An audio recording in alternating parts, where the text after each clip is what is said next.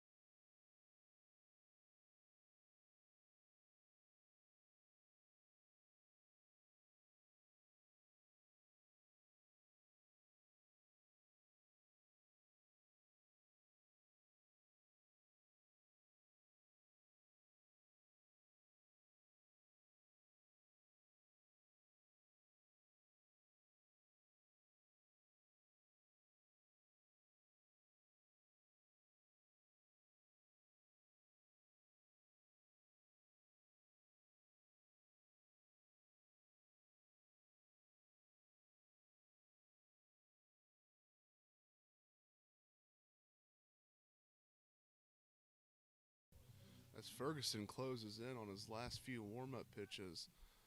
Just thinking about yesterday's two games, Daniel, we had one where Rio Grande really kind of put a stamp on what their season may look like this year, beating Bryan, who's receiving votes coming into the year. That's big for Rio, but Bryan bounced back and won game two. So what do you think happens here, game three? I think the nerves kind of settled down. I think yesterday in the first game, our guys, their nerves were fired up. I mean, first game of the year. Yeah. It's not felt like a long off season, but it's been a different off season. Right. And so I think we settle in today, play some of our game how we like to normally do that. Absolutely. First pitch on its way. It's going to be swung on and missed. A.J. Thomas leading this thing off for Rio Grande today. Had a big game one yesterday. Led off with a triple, and then his next at bat hit a 3-run homer. It was the real difference for game one and yesterday. Pitch number two is going to be chopped over the pitcher's head. Dante Morton's going to have to make a quick play on it. Fast hands, close play at first, calls him out. Wow, that was a good play. Bang, bang play there, and huge play for the Bryan Lion defense to get this game started. See, that was yesterday. I think some of those plays didn't go our way because we were on a different field. It's the first game of the year, like I said earlier, nerves going crazy, but Dante made a really nice play right there. Yeah, if we had a replay, that's one that we'd watch, and man, that was a huge play. And Dante's proven himself to be a defensive star for this team already. The 0-0 pitch is going to miss low and in. Ferguson has been a consistent mark for the Bryan College pitching staff. Over the last 2 years, he's been a trusting hand in this rotation. Looks like maybe a cutter on the outside corner called for strike one. So we got a strike and a ball apiece here to the 2-hole. Clayton Sorrell watches ball 2 go by. Cutter a minute ago looks like, I don't know if he put all that movement on or the wind helped him a little bit. I wouldn't doubt it either. The wind, I think, might have been the difference there. The 2-1 pitch is driven to deep left field. Bradley Prince is on his way back, and that one's out of here. And wow, the wind really carried that one up out of here. And the Rio Grande Red Storm firing hot once again to get this game started. Grayson, that ball really didn't look like it was hit very hard, and I do think the wind played a factor in that. I'm telling you, we probably have 15 miles an hour wind blowing out of here, and this is already a jump pad. It is short in both left and right field. Gets a little deeper, about 385 in center, but that ball was tattooed and carried through the wind, no doubt. So now we have the 3-hole hitter, Gavin Lufsky, working with a quick 1-0 lead here in the top of the first. Trevor Ferguson looks like he hit a breaking ball in the outside corner, swung on and missed.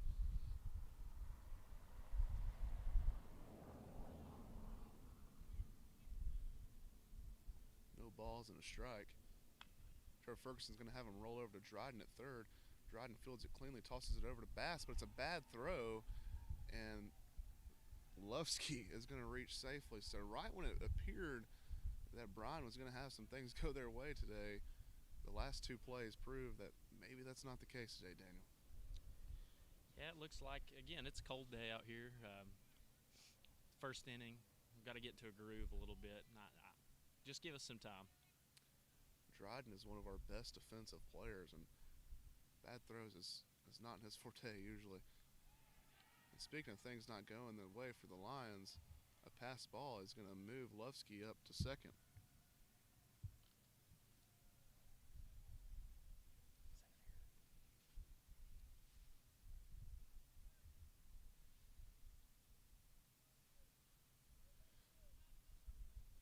So now 1 ball and no strikes. Lufsky at second.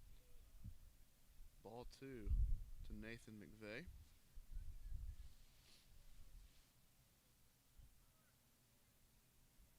McVeigh digs in at the 2-0 count.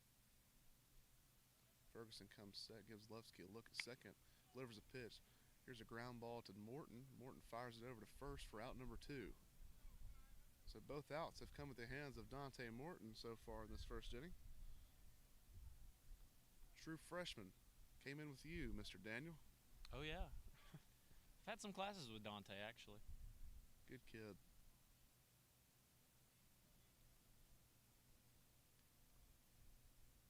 Ferguson now working out of the windup.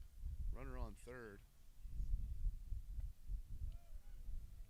The curveball is going to get in there for a strike. That's what Ferguson lives off of, Daniel. He lives off of that curveball. He pitches his fastball off that curveball, and that fastball can kind of sneak up on you because that curveball's thrown so much.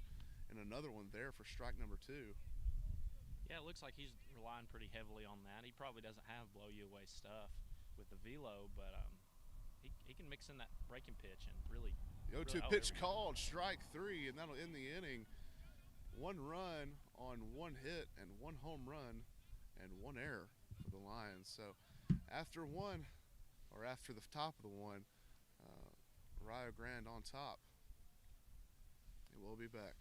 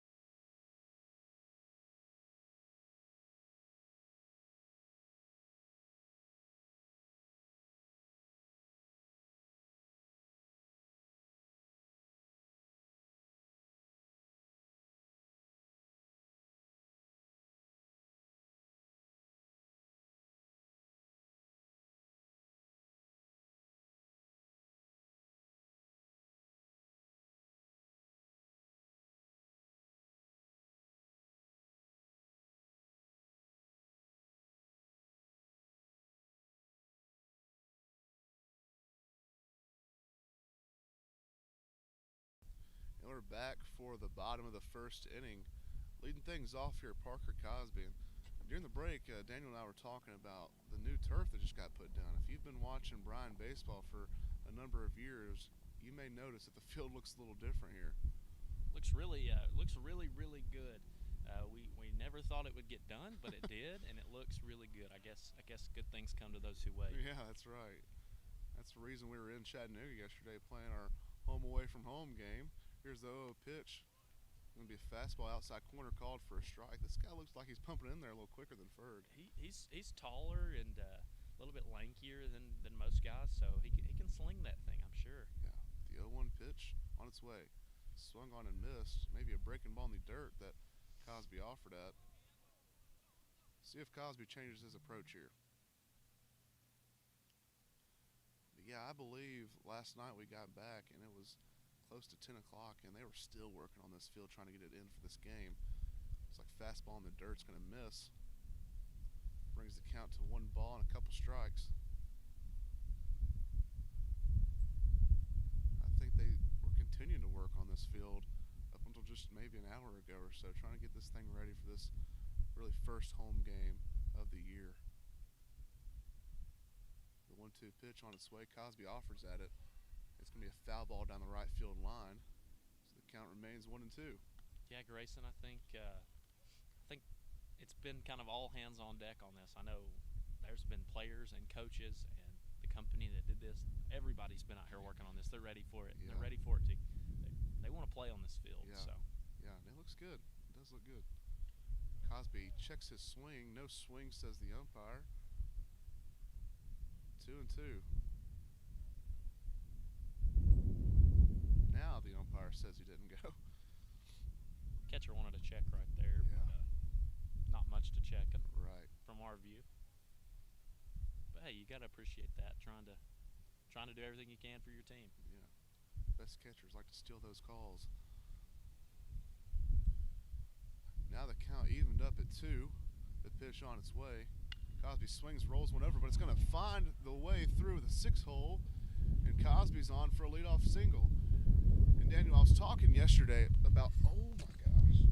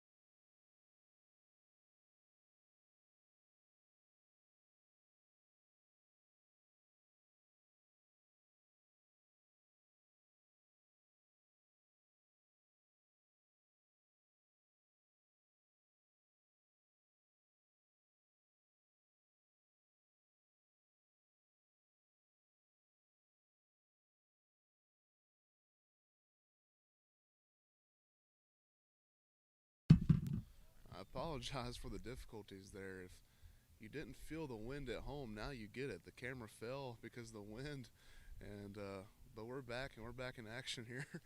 But I apologize for those difficulties there. We got runners on first and second. The count is 1-1, and Bradley Prince is up. The 1-1 pitch is not offered at, so now it's 2-1. So kind of to catch him up, Daniel, we had the base hit in the 6-hole by Parker, and then the camera fell, and then Darwin got a walk. He drew a walk, but not before Cosby stole second. So now we're first and second 2-1 count on Bradley Prince. 3-hole hitter, no outs. The 2-1 pitch swung on. It's going to be fouled off back behind the third base dugout. Evens the count up at 2.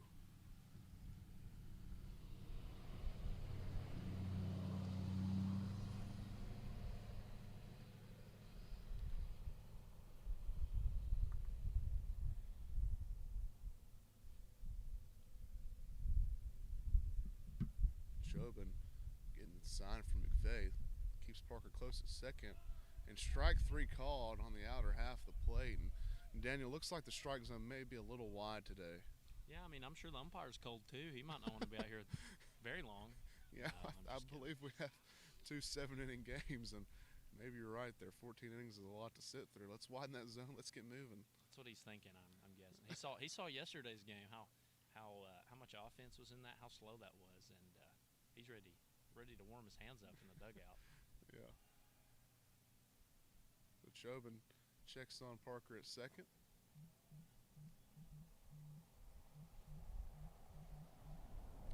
Grayson, which do you think got pushed more by the wind, our camera or that home run ball last inning by Ryo Grande? I don't know, but fans know at home how much that wind is blowing, and it's blowing toward the wall, so balls may fly out of here despite how cold it is today.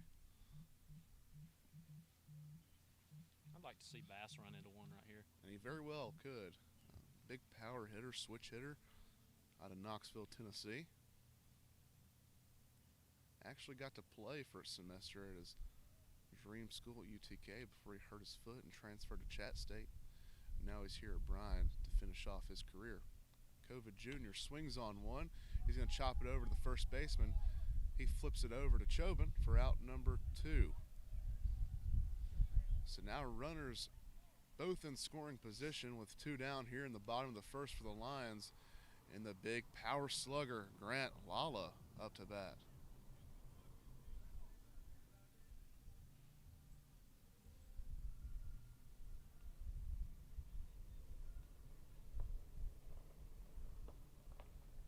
If you're Ryo, you would love to contain Bryan here in the bottom half of this inning. Jobin comes set, delivers the 0-0 pitch. It's kind of halfway swung on and fouled off at the plate. Looks like he might have got fooled there a little bit, Daniel. Looks like it. But it's a good thing he could foul it off. He didn't take that one. Yeah. 0-1. Chobin gets the sign from McVeigh.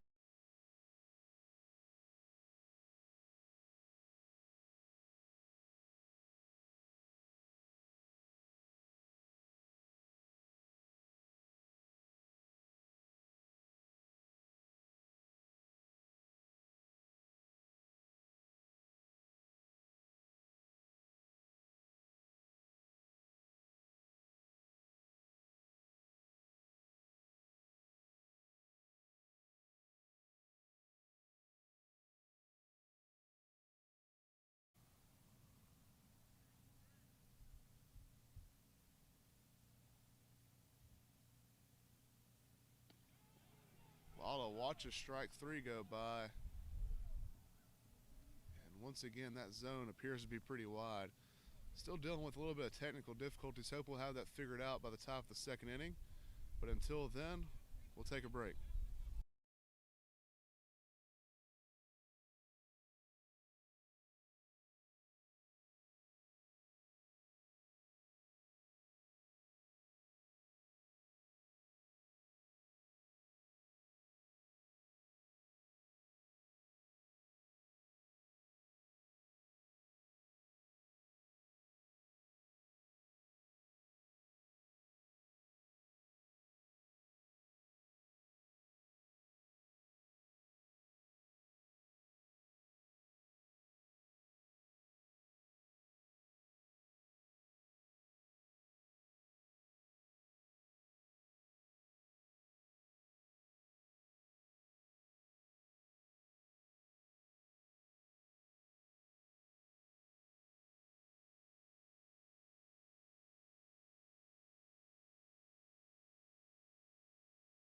All right, I believe we have our technical difficulties figured out. Just to kind of recap the inning for you. I know the camera was frozen for a little bit and the sound was off for a little bit. So We had runners at second and third with Grant Lala up to bat.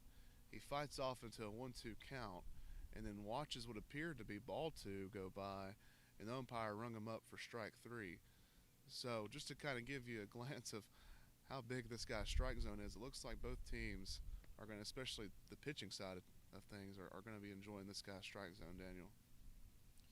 Well, like I said a minute ago, his hands are cold. He wants to go warm them up in between innings, and so that did look like it was a little bit out past inning. But in my opinion, as long as he gives it to our guy too, so if he's consistent, I'm okay with it. Yeah, and that seems to be the kind of common theme around baseball is, yeah, we know the plate's 17 inches, but if you're given, a couple inches on each side, just give it to us the entire game. And that's usually when, we run into problems is, when you've been given that outside pitch all game and then, we're here in the sixth inning and you didn't give it to us in a big situation. And that's when coaches start bickering and then that's when umpires start giving them the thumb and throwing guys out. So hopefully we can see at least that consistency. If the strike zone's going to be wide, let's see it all game. So now we're moving into the top of the second inning, and we got Cole Brennan up to bat. Ferguson delivers the 0 pitch. It's going to swung on and chopped over to Cade Kahuna short. Quick hands over there. He's going to fire it on to first for the out. Wow, it's a great play. Great stretch over there by Bass too. Wasn't so sure Bass would hang on to the bag right there and scoop the ball, but he did both of them. I know, and that umpire kind of has a funky way to call him out, so I thought he was calling him safe there for a second. And he finally punched him out there. I guess his hands are cold too.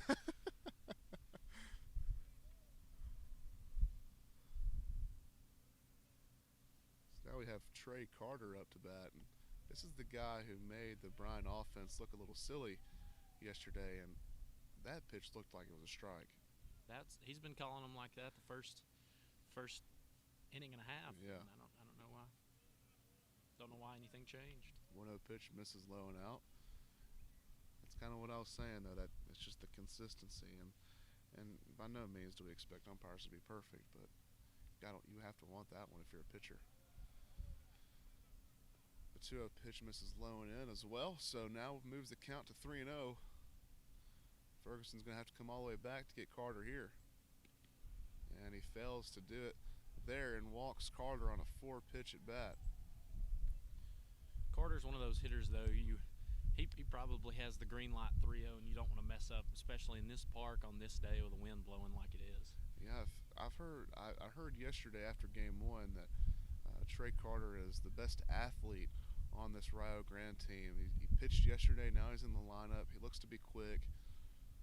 The 0 pitch is going to miss. No, catches the strike zone for strike one. This is going to be interesting to see how this strike zone plays out. Trey Carter getting a generous lead over there at first. Ferguson comes set, delivers the pitch. Looks like a breaking ball in the inner half. Called strike two. That was a pretty pitch. It was a really good pitch.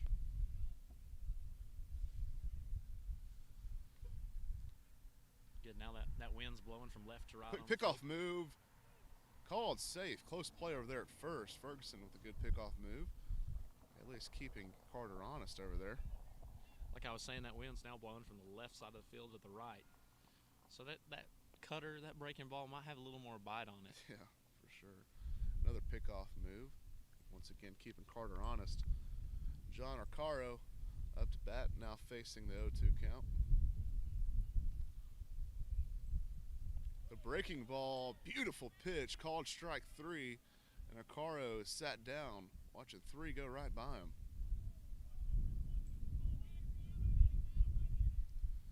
A sign that the pitcher has his stuff when three strikes go by and none of them were swung at, Daniel. Oh, yeah. It's another pick to first. He's safe. Maddox and Meade up to bat now, number 9-hole hitter. Meaning that there is a dangerous hitter on deck in A.J. Thomas. Looks like breaking ball's not finished off there. Misses high, now counts 1-0. Yeah, their leadoff hitter who's on deck right now. He torched us those first two at-bats yesterday. I was very worried watching that. Yeah, he did. Breaking ball finds its way into the zone. Now the count's 1-1. Carter with a conservative lead at first. Another breaking ball misses low, but Cosby blocks it beautifully. Checking the swing with the field umpire. No swing. I think Parker back there behind the dish, he'll probably like this new turf. Although you get your occasional anomaly in that, normally there's not any bad hops on turf. Yeah, that's true. Breaking ball finds the zone. Strike two, evens the count up at 2, and the deuces are wild here. 2 balls, 2 strikes, 2 outs in the second inning. Carter with a conservative lead at first. Ferguson with the 2-2 pitch, swung on and driven to center field. Darwin camps out under it for out number 3. So no hits on 1 walk and no errors for the Lions. And we'll be back for the bottom half of the inning.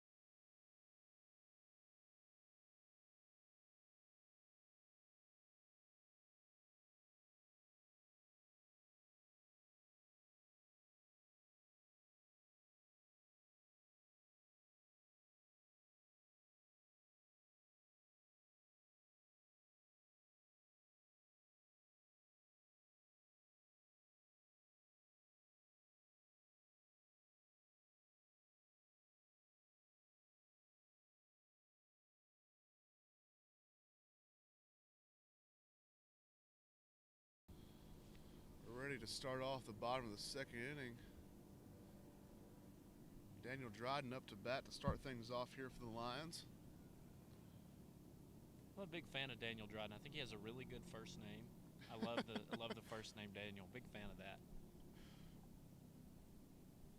Jobin looks on to McVeigh for the signs. Winds it up, and the 0-0 delivery on its way. Misses low and out. Dryden's a very disciplined hitter, and he's one of those hitters that really proved to be in this lineup over the fall, and he also had a good spring coming into the season as well. So excited to see this guy unfold in his playing career here at Bryan. Jobin looks on for the 1-0 pitch. Pitch on its way, misses low once again.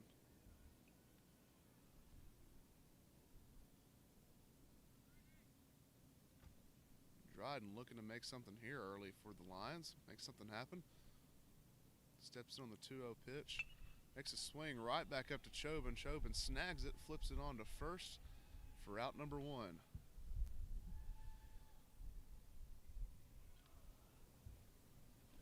As a pitcher, that one can be a little scary, Daniel. That looked more like self-defense than a defensive play right there. But hey, if it works, it works, I guess. You know what they say? Sometimes it's better to be lucky than to be good.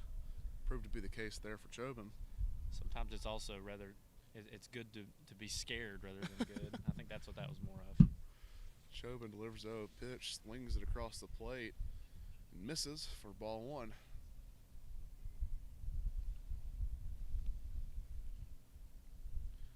Yeah, early in that first inning, and Parker's been doing this for a while. He's a COVID junior, so it means he's going into his 4th year. And it looked like that one got away from him. With this turf, do you think those balls can start skipping away from catchers a little differently than, when there's dirt, you're expecting a hop, and sometimes you can get that weird skip coming off the turf? Oh, I definitely think it can. I think it's different. I think Parker probably hasn't had time to get used to it yet. I mean, this is the first thing we have done on this field. Yeah. Big line drive over the right field. Outfielder makes a good play on it, camps out under it, and catches it for out number 2. So Kiko put a good swing on one there, but all for naught, as there's 2 outs quickly in the bottom of the 2nd inning, and that brings up Dante Morton. If you're Dante and the Lions, you have to get something going here with 2 outs. Raya made a lot of noise yesterday with 2 outs, scoring 4 runs in the 2nd inning with 2 outs. The 0-0 pitch is watched and called strike 1. Yeah, Grayson, in my opinion, I think 2-out hits, 2-out scoring wins you baseball games easily. It definitely did for Ryo yesterday. Chauvin delivers the 0-1 pitch. That one looked better than the first one, but called ball anyway. 1 ball and 1 strike here on Dante Morton.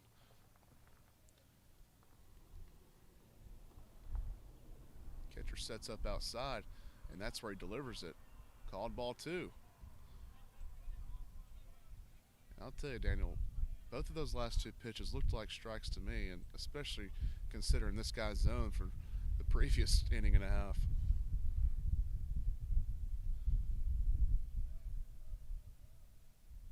Chauvin shakes off McVeigh, now steps off.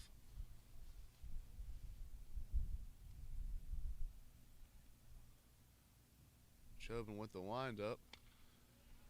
Dante Morton fouls one off back behind the first base dugout, evens the count up at 2. That ball's going to roll all the way back down to the dugout because we're in the middle of a bowl here at Bryan College. Morton digs in on the 2-2 pitch. And it looks like the 2-2 pitch might have gone off the umpire and barely missed Dante. So now the count is full at 3-2.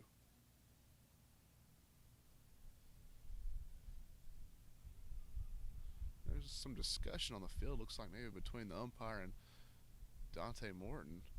Wondering if maybe it grazed off of his head, but Dante's staying in there, so I imagine it didn't. I would say on a day this cold, you'd be able to feel it if it hit you. Yeah. You wouldn't lie about that. You'd want to break for a second. You'd take that base. Yeah, especially if you're Dante. You get on base here and you're looking to get in scoring position quickly with a stolen base. Guy's very quick, moves very well.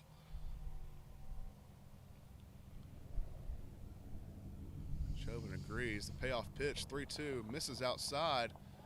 And Chauvin shows up the umpire a little bit by walking off the mound. But ball 4 anyhow. So now Dante's at first, and that base running threat may come to fruition here. We're going to take a mound visit, Daniel, and kind of wonder why. He's been working well, and they have 1 walk on a close pitch, and now they're taking a mound visit here. What do you think they're telling him? I think they are trying to get back in the umpire's good graces. I mean, you hit him with the last pitch. You try to show him up the next pitch. You just better be careful doing that with an umpire, especially one who's showed you that he has his way of doing things, and that's how he's going to do it. Yeah. You don't want to get on his bad side. It looks like –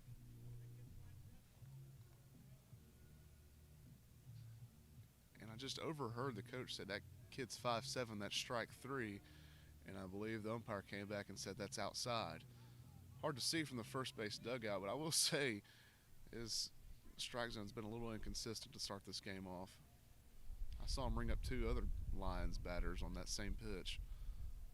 Dante at first, and now Cade Cahoon batting, and what appeared to be ball 1 is called strike 1. And man, this could get ugly. Assistant coach Reinhardt, Cody Reinhardt that is chirping at the umpire now.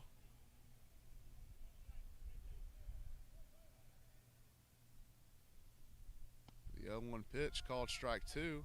So now Cade Cahoon's in a hole here, Daniel. 0-2. Yeah, I don't completely agree with that first call, but I guess their coach talking to the umpire might have changed his mind, which is definitely a bad sign. Yeah. Dante with a healthy lead over at first. Cade Cahoon digs in for the 0-2 pitch. Dante takes off. Cahoon hits it to first. Diving play by Trey Carter.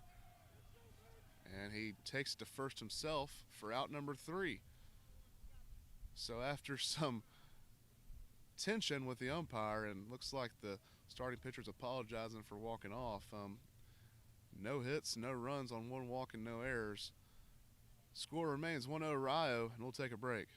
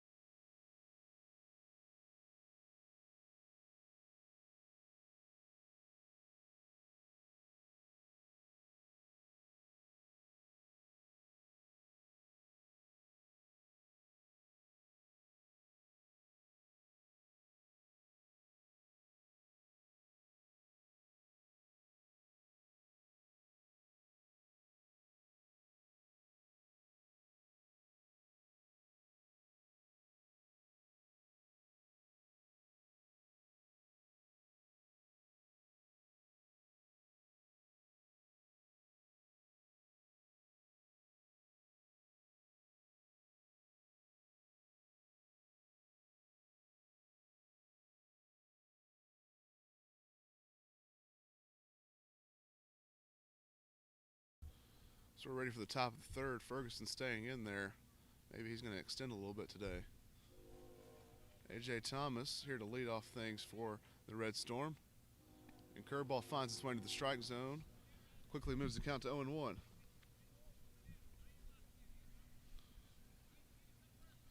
Thomas digs into that newly put down turf. Ferguson delivers the 0-1 pitch. Catches the outside corner questionably. Moves the count to 0-2. Again, if he's going to be consistent with that outside corner, I'm okay with it. He hasn't been so far. Ferguson getting the sign from Cosby on the 0-2 pitch. It's on its way. Swung on and missed, and made Thomas look a little silly there on what appeared to be a changeup. Big strike out there to start things off for the Lions in the top of the third. That was a great pitch right there. I mean, it's the third inning. I'm sure he's not fatigued yet, but he's starting to feel that.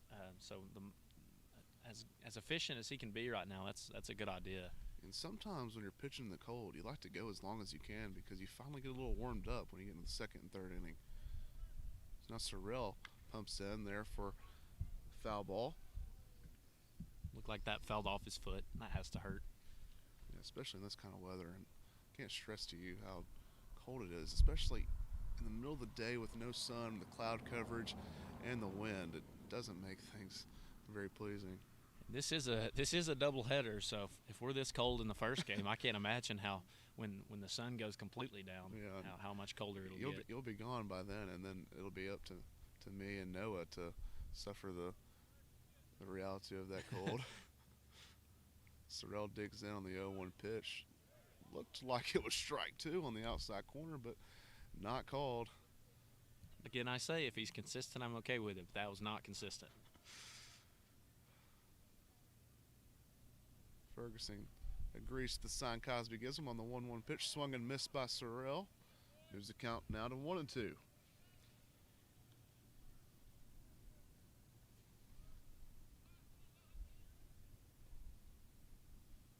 Ferguson hoping to sit him down right here.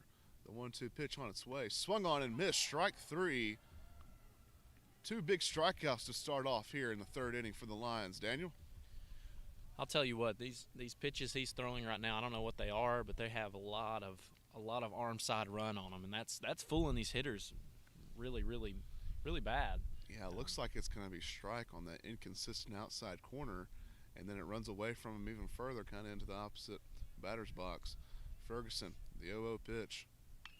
It's hit and driven deep to left field, but that's just going to be a long strike as it's foul. Moves the count to 0-1.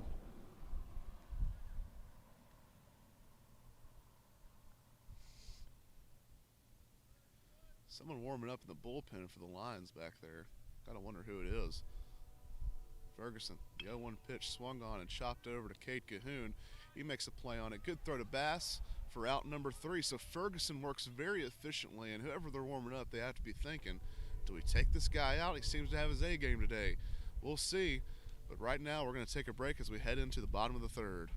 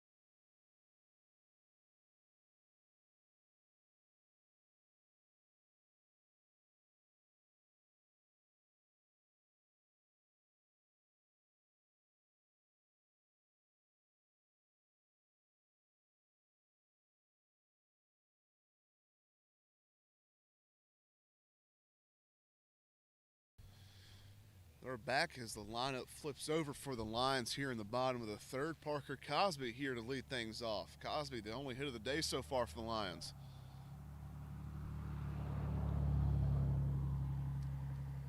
He's one of the hardest hitters in this lineup to get out, Daniel. I believe last year only had 18 strikeouts in over 50 games. That's crazy.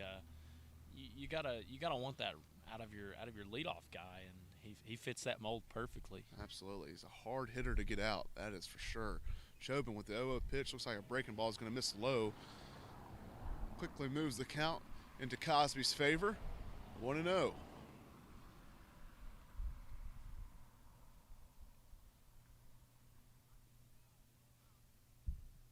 Chobin gets a sign from McVeigh. Cosby, big leg kick. Fastball misses outside. Of course, you have to wonder, what is outside to this umpire? Now the count's 2-0.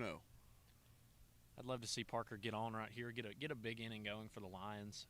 Haven't put a run up on the board, but we've had some opportunities to push some runners around. I'd like to see that happen this inning. Parker's one of those 5-tool guys. He can hit, he can field, he can throw, he's got speed. The 2-0 pitch misses low once again. Now 3-0.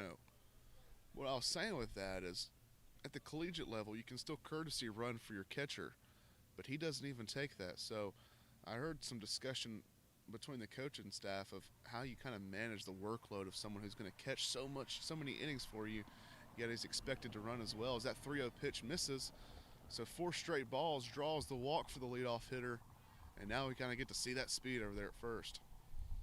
With a leadoff walk, the Lions need to capitalize this inning. You'll take a free pass anywhere you can get it, but especially lead off the inning with a leadoff hitter who can run. We need to move him over and move him home by the end of this inning. Another one of those 5-tool players. Darwin Gregg up to bat. The man from Curacao, Chobin, comes set, gives a glance at Cosby at first. Picks off. Looks like just a keep you honest pick-off move. Cosby slides in safely. I think he wanted to throw Parker 5 pitches right there, so he threw one to first base at him. Jobin gives a glance before coming set. He's now set. And the 0 pitch swung on, and that appeared to be in Darwin Gregg's wheelhouse, but it's going to be fouled off back behind the first base dugout. Grayson, there's very few guys I've seen that can put power into a foul ball, and Darwin is one of those guys. He's a big guy, and he's got a lot of pop. We saw it on a foul ball right there. I'd love to see him put one over the fence right here. I mean, show us that pop for real this time. Yeah, really. Yesterday, he banged one off the wall at the Lookout Stadium, AT&T Field in Chattanooga, Tennessee. Let's see if he can put one over the wall here in Dayton, Tennessee today. The 0-1 pitch from Chauvin on its way. Breaking ball froze Gregg. Back pick to Cosby, or to Carter over there trying to get Cosby. All for naught. Now 0-2 against Darwin Gregg. Got to protect here, Daniel.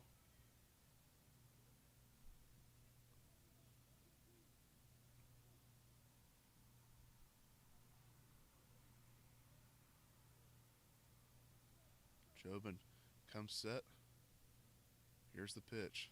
High and off of McVeigh's glove, so Cosby will advance. No steal necessary on the pass ball.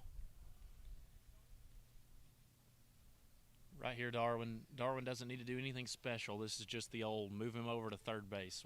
With a runner on third base and one out, that needs to be a run every single time. So hopefully Darwin can do that job right here. Absolutely. Now we have a runner in scoring position with no outs. Our best hitter at the plate. Gregg ready for the 1-2 pitch on its way. Looks like breaking ball froze him. Strike 3. That breaking ball looks sharp.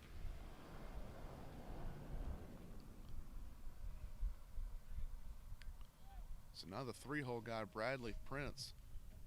Prince comes from a community college named Grayson Community College out in Texas. I think that's a great name to a school, if you ask me. So I'm sure you had to choose between Bryan College and Grayson Community College in Texas, and surprisingly, you chose Bryan. I actually didn't know that until I met Bradley, and he said and then someone said that he came from the same school.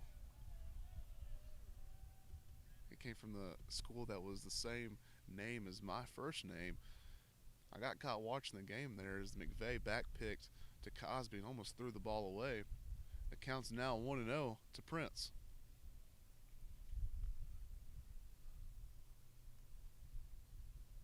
Jobin comes set. He just kind of looks Parker back, keeping him honest over there at second base. Surely there's not a steal on here. You got a lefty hitter. Stealing third base would be a little risky here. 1-0 count and 1 out. Chauvin keeping Parker honest at second. Fastball in the outside corner, must have missed high.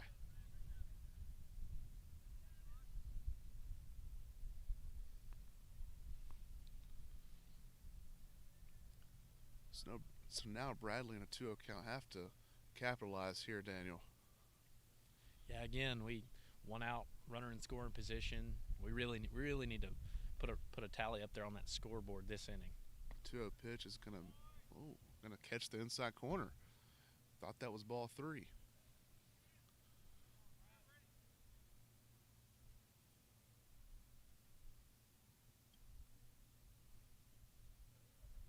So now 2-1. Chauvin comes set.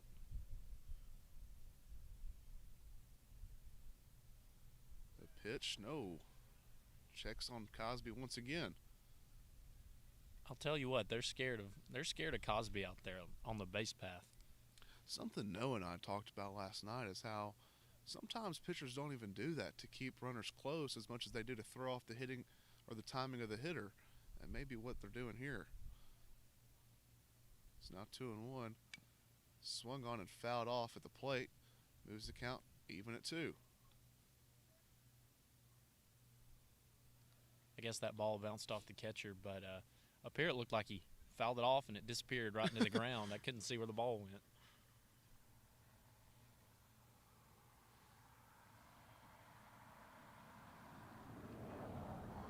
Chauvin shakes off McVeigh. Looks like he shakes him off again.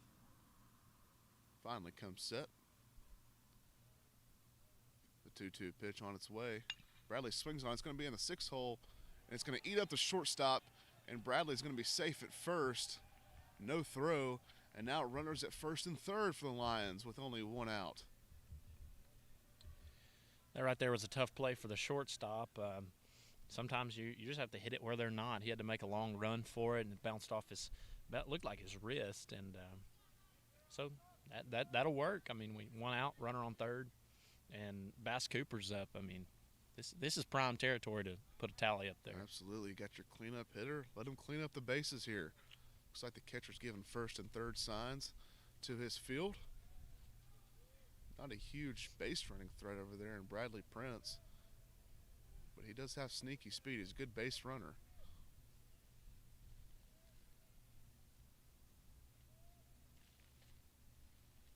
I believe the other day in the inter-squad, Bradley Prince had about 3 or 4 stolen bases. Sometimes the best runners are the people you least expect it from. That's right. Bass grounds one up to second, on to second for 1, and over to first for 2. So the 4-6-3 double play gets Rio Grande out of this inning. So despite facing the danger, they get out of one. And once again, Bryan leaves runners in scoring position. It seems like the same theme that they faced yesterday. So after that one, we're done with 3, and Ferguson's on his way back out to the bump, and we'll be back.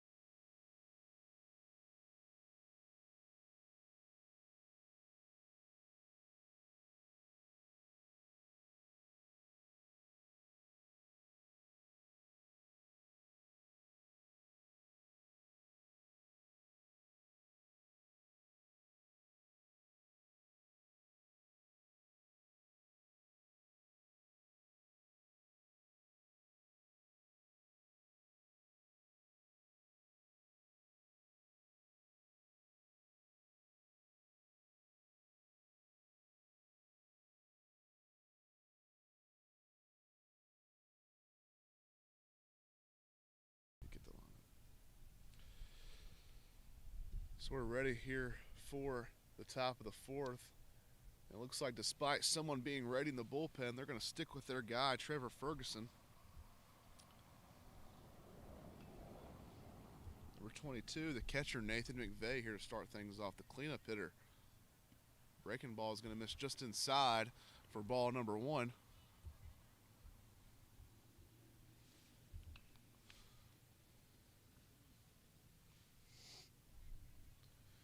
The 1-0 pitch on its way. Another breaking ball misses inside. Now 2-0. Like I said, Ferg relies on a heavy dose of that curveball. And when it's working, it's working. He might go to it again here, 2-0. Fastball outside corner, strike 1.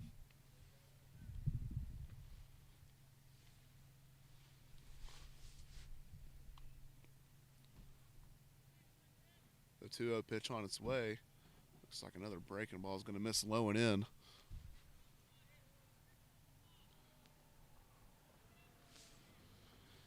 McVeigh in a hitter's count here, 3-1. Fastball swung on it. It's going to find its way in the hole out to right field to Grant Lala. He fields it cleanly and throws it into the cutoff man, Morton. But a leadoff single for Rio Grande will get things started here in the top of the 4th as McVeigh finds his way on with a base hit.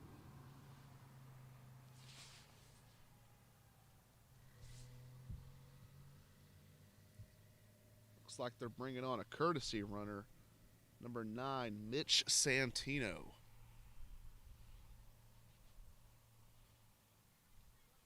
Wasn't there a rock band named Santina or Santina?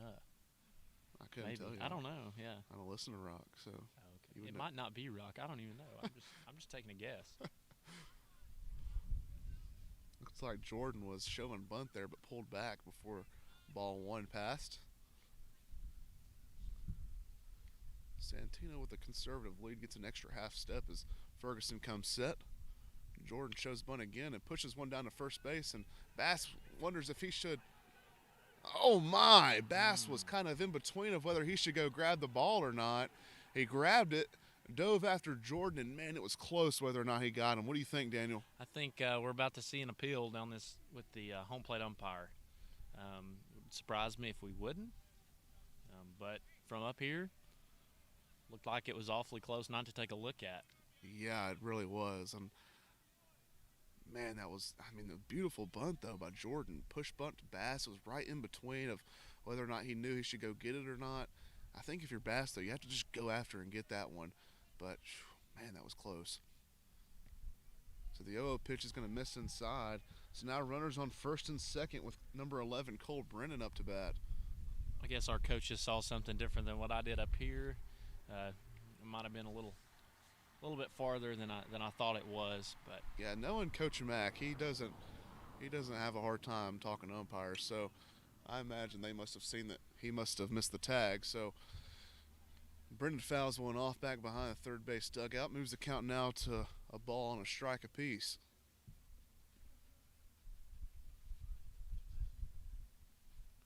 See Darwin Gregg out there in center field practicing his swing. I guess he's trying to just stay warm, maybe. I don't know. The 1-1 pitch on its way. Hit to Dante for 1. Now it flips over to first or second for 1. On to first for 2 for a double play of their own. Big play defensively there for Bryan. That was a huge play. Really needed that. Still a runner at third, but 2 outs helps that case a lot. You get 1 fly ball, and things are taken care of for the inning. We'll see if we can get that this next at bat. 1 out away from being out of this inning. And you're moving toward the bottom of the lineup as first baseman Trey Carter digs in for his at bat. Normally first basemen are tall, broad shoulder, bigger guys. From up here, this guy looks like he could play outfield. On one of those bad bounces, Cosby is chasing after it, but not before number 9, Santino, slides in safely. So a wild pitch there is going to bring in another run for the Red Storm, moving the score to 2-0. Rio on top. Man, you hate to see that, and Cosby's one of those catchers that doesn't let many get by him, but that one kind of just shot off of him. Again, I think this new turf has something to do with it. I don't know how much he's played on turf, so it's definitely a learning curve. Absolutely. I'm sure he can do it. The 1-0 pitch finds its way into the zone against Carter. Evens the count up at 1. Ferguson winds up, delivers a pitch. Going to miss outside. Now the count's 2 balls and a strike.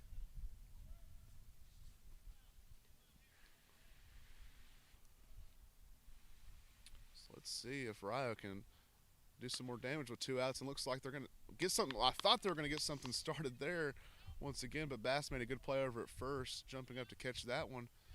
So after the top of the 4th, Rio's on top, 2-0. We get to see some good hitters coming up for Bryan here in the bottom half of this inning. But until then, we'll take a break.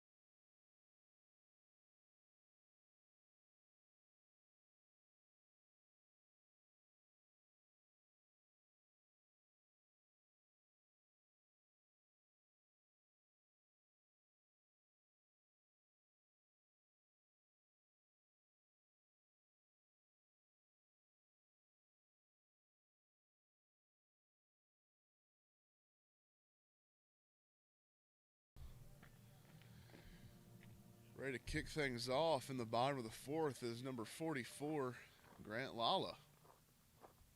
It's interesting to see the batters keeping that same tradition of kind of digging through the fake dirt now with the turf down.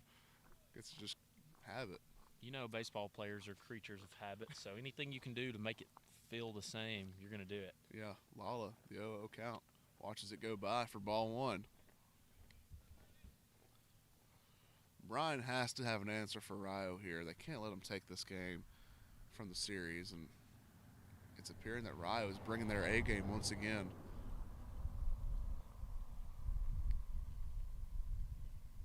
Chobin gets the sign from McVeigh, finally agrees to something.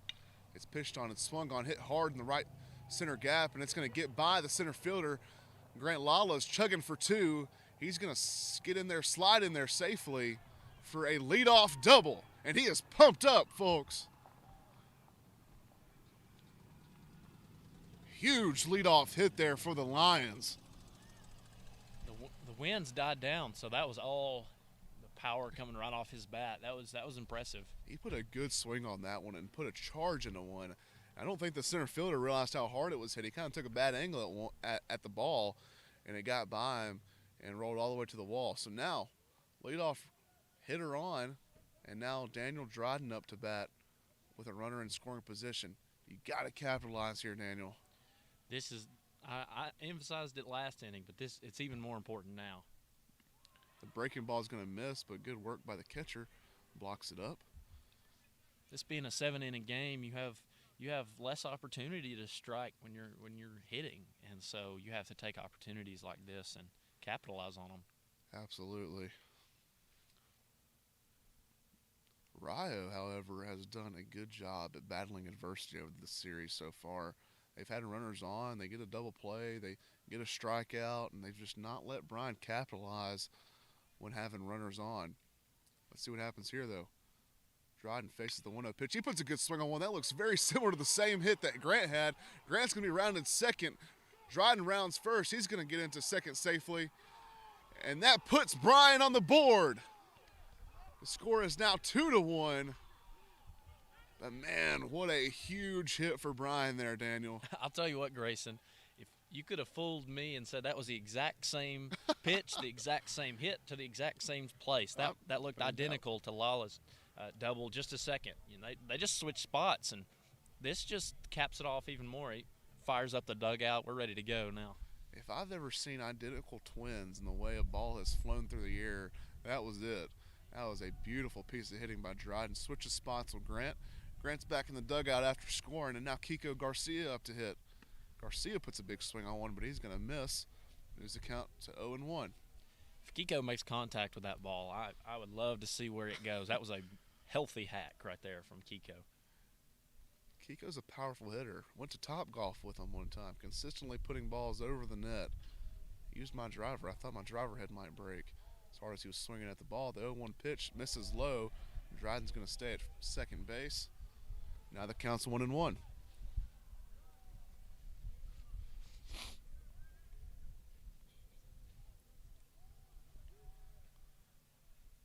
Grayson, I'd like to see Kiko just switch spots with Daniel out there on second. I'd be okay with that. That'd be nice. It looks like Jordan out there in center field is leaking a little bit toward right field now, maybe protecting, but I'm telling you, Kiko's a pull hitter, so you might want to watch out that other gap.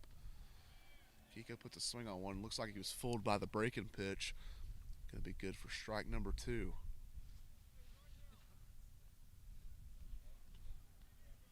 Dryden giving some encouragement to Kiko. Kiko digs in on the 1-2 count. Chobin doesn't like what McVeigh's throwing down. Finally agrees to something. Gives a glance at Dryden at second, and now another. And now the delivery. The breaking ball fools Kiko once again. Watches it go by. And now Rio has one out. I mentioned it earlier, Daniel, but this kid has a sharp breaking ball. Looks like it's fooled a lot of our hitters. Yeah, he's a big, tall kid like we talked about earlier, so he's throwing the ball hard. Anytime you can break a pitch off after putting velo in there, it's hard to deal with as a hitter.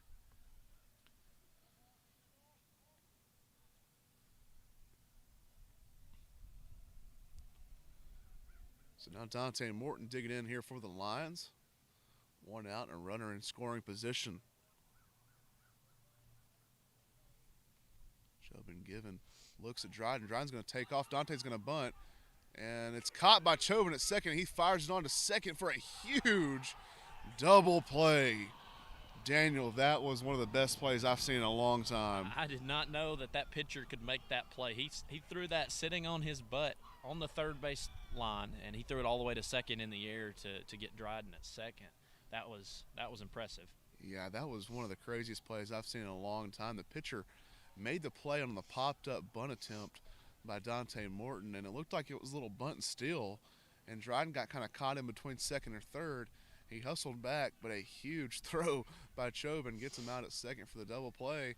We scratched across one, moved the score to 2-1, and we'll be back for the top half of the inning.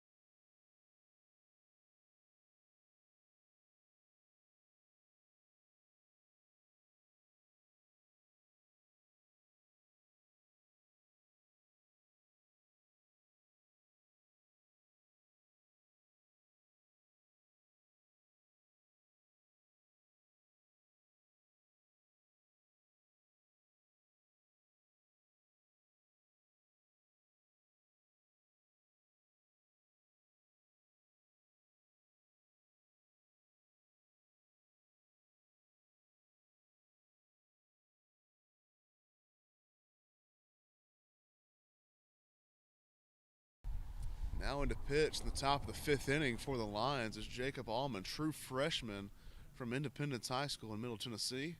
He's going to be facing John Arcaro, the third baseman for the Rio Grande Red Storm. Allman on the 0-0 pitch, slings one in there. Arcaro lines it over to third, and out number one to Dryden. Quick work there. Allman popped that in on his hands, and he tried everything in his power just to foul it off. If he was using a wood bat, I promise you that would have been out in the field of play. It would have broke that bat. Yeah.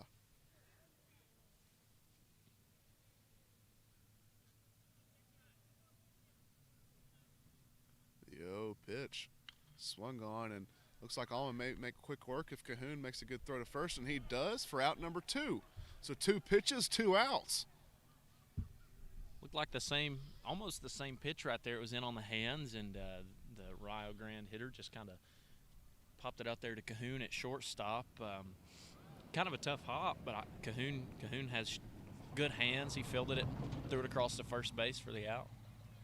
So after Maddox Mead grinds out to Cahoon, we have top of the lineup coming up, A.J. Thomas. Allman's not afraid to work in with a strong fastball. Misses inside. For a true freshman, Allman does have some velo and some nasty stuff. There's some of that nasty stuff. Breaking ball. Ooh. Looked like it was a strike, but misses. Moves the count to 2 balls and no strikes. Allman working quickly. Another breaking ball and a 2-0 count.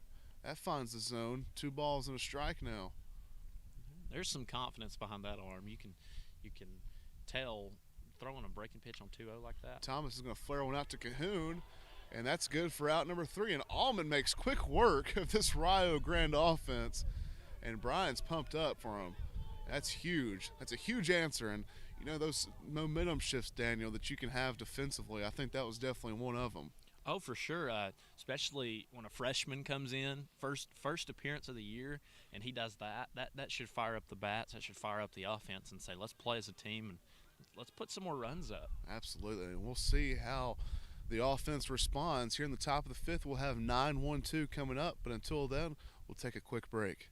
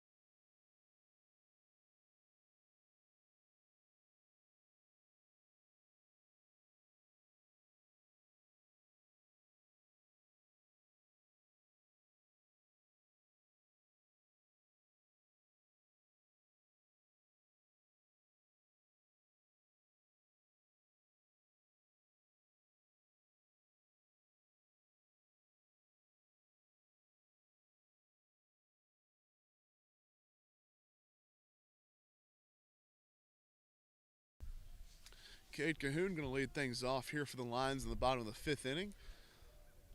It's like the pitcher was writing something in the artificial dirt back there. I wonder how well that worked out for him. Chobin delivers. The 0 pitch is going to find the zone for strike one. You can hear some disagreement coming out of the Bryan Lions dugout. I guess it was a little low. They have a better view of high and low from their dugout than we do. Cade Cahoon watches the second pitch go by. It's going to be called a ball. Cahoon from Michigan coming into Bryan, his first year transferring. He must be used to this cold. He doesn't look like it's bothering him too bad down there. Yeah, I'm surprised he even has sleeves on today. He might have gotten used to our weather last fall, being 120 degrees until about December. So he might have gotten out of that Michigan weather, but he doesn't look as cold as some of these guys do. It seems like our bodies adapt pretty quickly, and Bryan's known for having a heavy dose of foreign players on our team, and those guys, man, they really struggle with this cold weather, but it seems like they adapt pretty quickly after a year or so. But Cahoon might have gone the other way around. Now he's cold again, huh? I think so. 2-1 pitch finds the zone for strike two. You were talking about that earlier. I'm sure some of these guys on this team probably had never seen snow until a couple weeks ago. Yeah. Some of the guys are from some islands in the south, and they've probably never seen snow until they got here on the hill. Yeah, we have a few guys from the Bahamas. We have, of course, Darwin Greggs from Curacao, and Cade Cahoon's going to foul one off there. And got some guys from kind of the Virgin Islands area. We have someone from Italy. I don't know what the weather's like in Italy, but I have no clue. I've heard they had good pizza though. I'd be fine with going to taste some of the food in Italy. Yeah, let's go to Italy just to find out what the weather's like. Maybe next year we can get. I mean, we went to Chattanooga this year. Maybe next year we can just see if we can play our first game in Italy. The 2-2 pitch on its way. Called strike three, and there's one of those questionable calls again. But nonetheless, strike three and one out here in the bottom of the fifth. But that's going to flip the lineup, Daniel. We got our guys coming up. Now 1-2-3. Our man Parker Cosby, he's been on base both times, and hopefully that trend will continue here. Absolutely. If you hear Daniel and I's teeth chattering, just know that it is a brutal one out here today. The other pitch is going to miss low and outside. It's quite possible that icicles are hanging off the bill of our caps right now. So. Oh man, they had us in a nice warm room yesterday when we were at AT&T Field in Chattanooga, but now we're weathering the storm, so to speak. 1-0 pitch to Cosby. He's going to watch it go by. It's going to be ball two.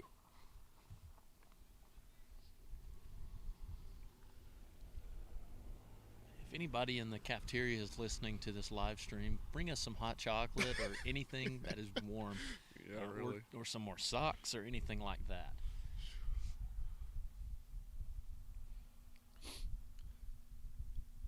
Parker digs in for the 2-0 pitch. He puts a good swing on one, but it's going to foul it off behind him, bring the count to 2 balls and a strike.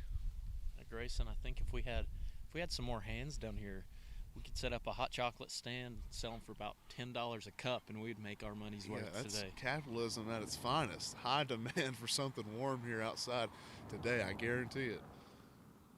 Chobin getting the signs from McVeigh on the 2-1 count.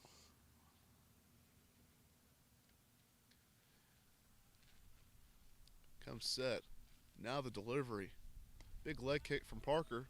Called strike 2 on the outside corner, and man, you gotta wonder at what point does this umpire he's got to be getting berated by complaints from the Bryan dugout at this point. I'm just surprised it's gone on this long without a bigger scene. Yeah, I am too. So now the 2-2 count. Chobin with the delivery outside, and Parker flares one out into the right center field gap. He's gonna round first, and looked like he might head for second for a bit, but he's gonna make it safely to first for a nice single there in the gap. If this keeps up, we're going to have to put some more sod out there in right center field, because the baseballs that Bryan's hit I think that's the only place we've hit them is out there to the right center gap, and probably tearing up the grass a little bit. Yeah, for sure. They have to turf the outfield. That'll be the next project Bryan consumes. Parker with a healthy lead over there at first. Chobin getting the sign from McVeigh gives Parker a glance. Darwin Gregg now into bat. Chobin just gives a little keep you honest pickoff move over there. Parker slides in safely. Darwin, this Bryan philosophy. Put the power hitter in the number 2 hole. They get the most at bats. Obviously, the leadoff guy gets the most at bats, but you want that leadoff hit or your power hitter to get the most at bats on your team, and that's why he's there. Healthy hack there, but he's going to miss. Makes the count 0-1. Yeah, Grayson, I'm a big Braves fan, and also just like to remind you again that we did win the World Series this year. Big chop on, But a couple years ago when we had Josh Donaldson, the bringer of rain, he's supposed to be a power bat. We put him in the 2 hole, and Cosby's going to take off. A big hit by Darwin Gregg, and that's way deep. Man, the center fielder Darius Jordan catches it at the warning track, and if it wasn't so cold, I think that ball would have gotten out of here. He put a jolt into that one. Like I was saying a minute ago, Josh Donaldson has some power, like Darwin just showed us that he had, putting that ball on the warning track in center field. Worked out for the Braves, and hopefully this year it'll work out for the Lions as long as he's there. But I really thought that one was going a minute ago. I did too, and that's one of those that's so high and so far that it's either going out or someone's going to catch it. Unfortunately, Jordan caught it there on the warning track. So now there's two outs for Bradley Prince as he digs in. Still a runner at first as Parker had to scamper back on the hit and run.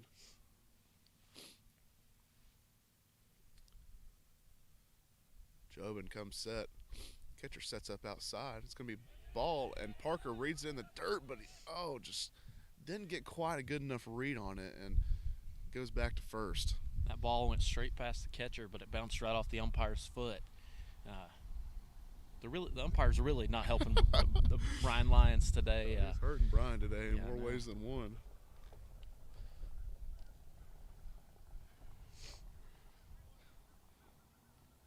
Prince digs in, the 0-1 count. Parker takes off again, low pitch. Still going to be a throw, but that's way late. Parker slides in safely for his second stolen bag of the day.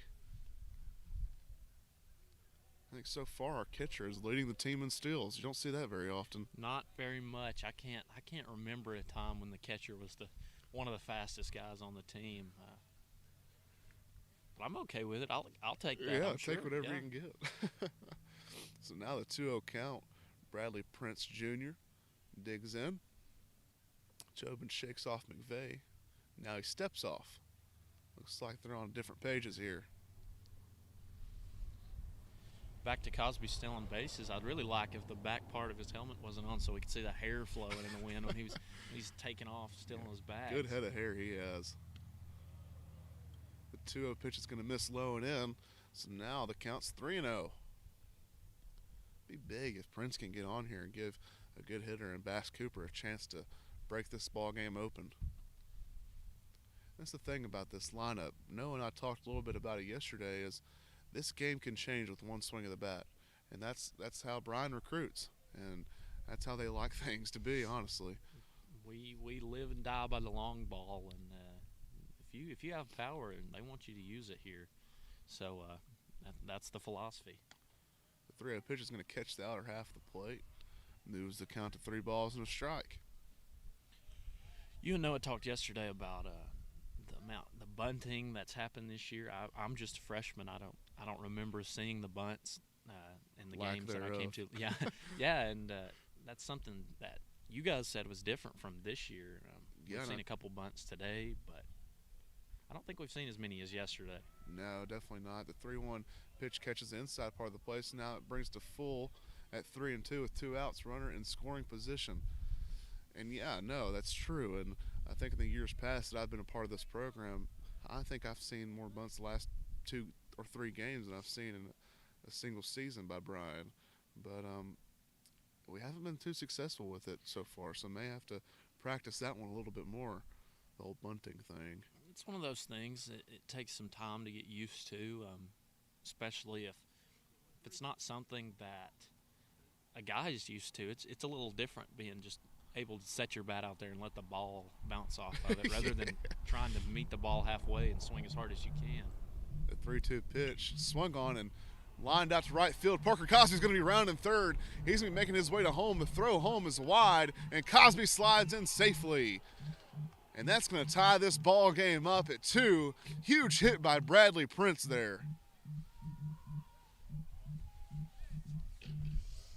And that's exactly why small ball has not even been in the vocabulary of Bryan offense of the past, and proved to work out there for Bryan here. He didn't hit that ball high. He really didn't hit it far, but he hit it hard. Hit it right through the hole on that right side of the field. And the way it's playing today, it's hard to make that throw in. And so it was wide, and Parker scored, so tie this game up. Bass Cooper now digging in for the Lions. He puts a good swing on one to left center field, and that's going to drop in for a single. So Bryan getting some things going here in the bottom of the 5th with 2 outs.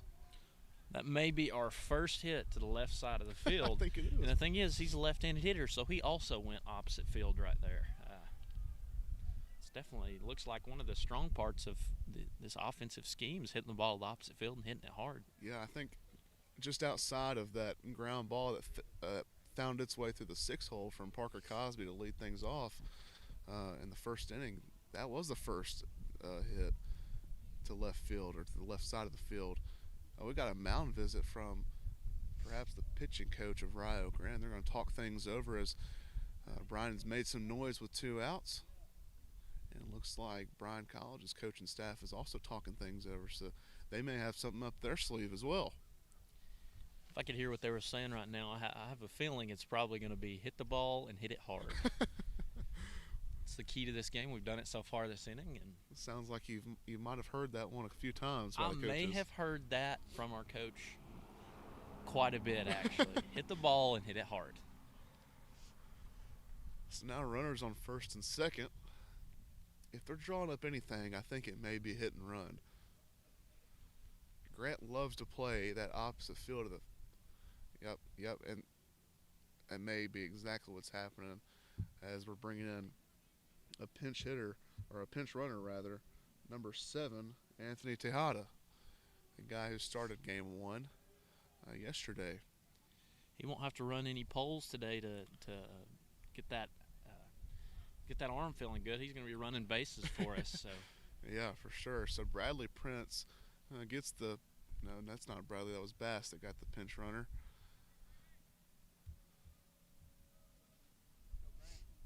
So now Grant's up, facing a 1-0 count. Grant likes to take the ball opposite field, so a hit and run would be kind of nice here if it worked out. Low pitch there brings the count to 2-0. There's a big hole over there on the right side, and if he hits the ball like he did last time, there's a gap over there for it. So I fully expect to see that happening again this AB. And Tejada is quick. He came in yesterday to pitch run for the Lions, and on a pass ball, he tried to make it from first to third and almost made it. So a ball in the gap could definitely score 2. This is a big pitch, big at bat for Bryan and also for Rio Grande.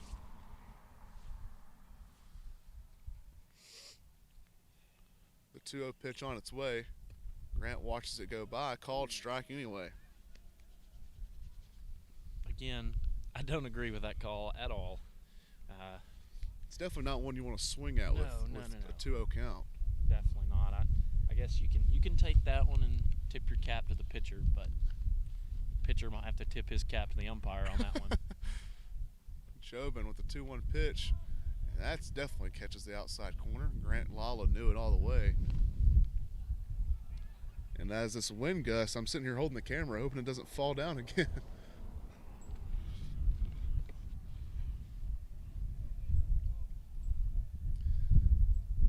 So now the count's even at 2 with 2 down. Runners at first and second. Grant Lala up at the dish. He puts a good swing on one. It shoots it up the middle. That's definitely going to score 1. Prince around third. A throw home. It's going to be cut off by the first baseman. And now Bryan takes the lead. Huge hit by Grant Lala.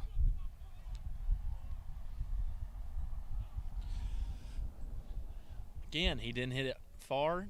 He didn't hit it high, but he hit it hard right back up the middle. Sometimes you just have to hit it where they're not, and that's what he did right there.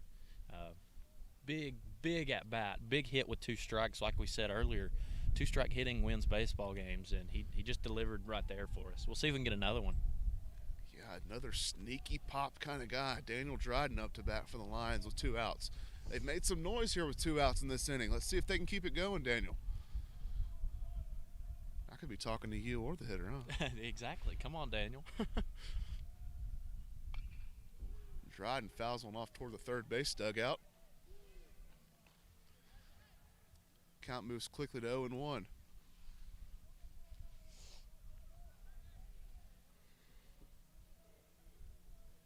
I think these Bryan hitters are finally starting to see this pitcher's stuff really well. Might have taken a little bit to adjust to it, but they're finally seeing it well, I think. Just over my time at Bryan, seems like our offense does well against hard-throwing righties. Seems to be the case here today.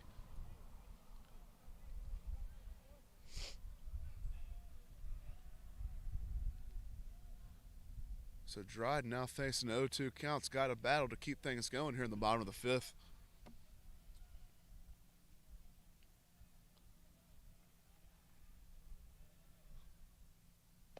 Dryden swings hard, but fails to connect. So that's strike 3. But not after Bryan scores 2 in the bottom of the 5th. Moves the score to 3-2. Bryan on top. We'll see what happens top of the 6th when we get back.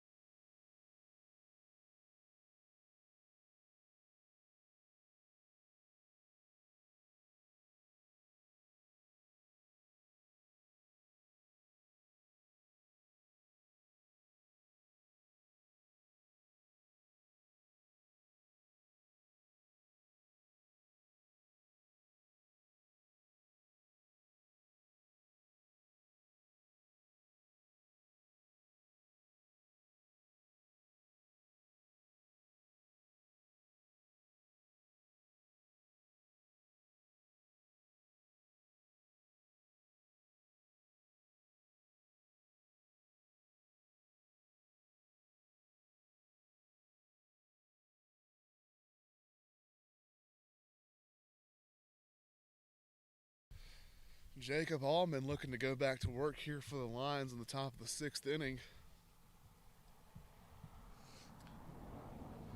The 0-0 pitch on its way, and it almost hit number 41, Clayton Sorrell. So misses there inside. Now the count's 1-0. Allman had a great inning last inning, Daniel. Hoping to keep it going here.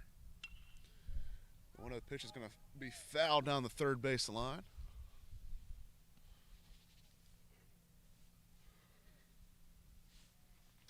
The true freshman Jacob Allman has impressed over the fall. Hopefully he can be a big staple point to this rotation this year. Allman on the 1-1. Throws breaking ball, just misses low and inside. Brings the count now to 2 balls and a strike. Yeah, Allman is from Tennessee, so he's used to this crazy weather we have. So he might be a little cold, but he's not showing it right now. That pitch missed low and inside as well. Now the count moves into a favorable count for the hitter, 3-1. That one appeared to catch the top of the zone, but it wasn't called a strike. Wow. And the Bryan coaches are not happy with that one. Get you a pair of glasses,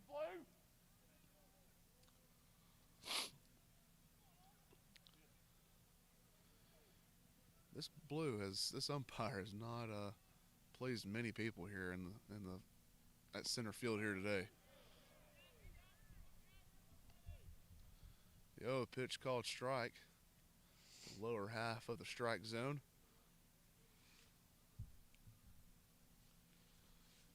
Pickoff move by Allman. Quick move over there, but safe anyway. Allman likes to move with a lot of tempo, and that can kind of sneak up on base runners too. Good way to keep both the hitter and the base runner off time. Picks off again, another quick move. Slides in there safely. That was a really good move by Allman. I think it actually fooled the base runner, but his lead's so small right now, he was able to get back in time. Allman comes set, delivers the pitch, breaking ball on a check swing, and the check swing was called a strike.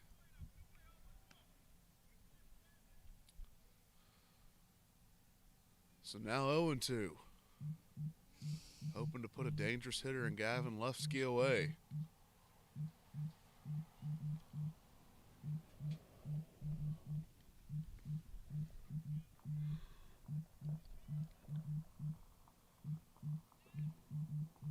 Allman looking intently at the signs Cosby's giving him. Comes set for the 0-2 pitch. Cosby sets up outside. He misses a little inside. It's going to be fouled off back behind home plate. The count remains 0-2. I thought that ball was going to come all the way back up here and hit our camera. If the wind doesn't take the camera out, the baseball probably will. So.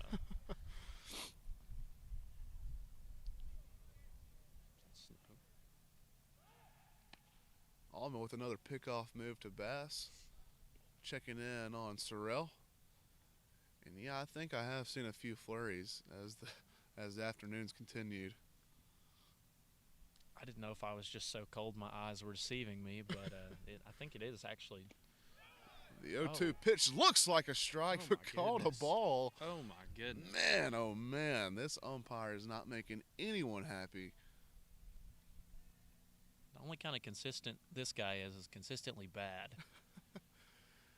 So now the 1-2 count looked like it should have been a punch out there.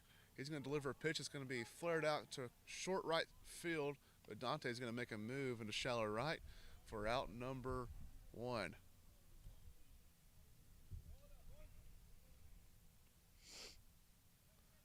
So despite not getting the call go his way on the 0-2 count, he gets him out anyhow. That's a sign of a good pitcher there when you can bounce back from a bad call.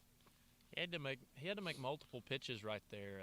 That hitter was kind of a tougher one to put away, and he did a good job with it. 22, McVeigh puts a charge into one, but it's going to be fouled off back behind the third base. Kind of looked like Allman snuck one by him there almost.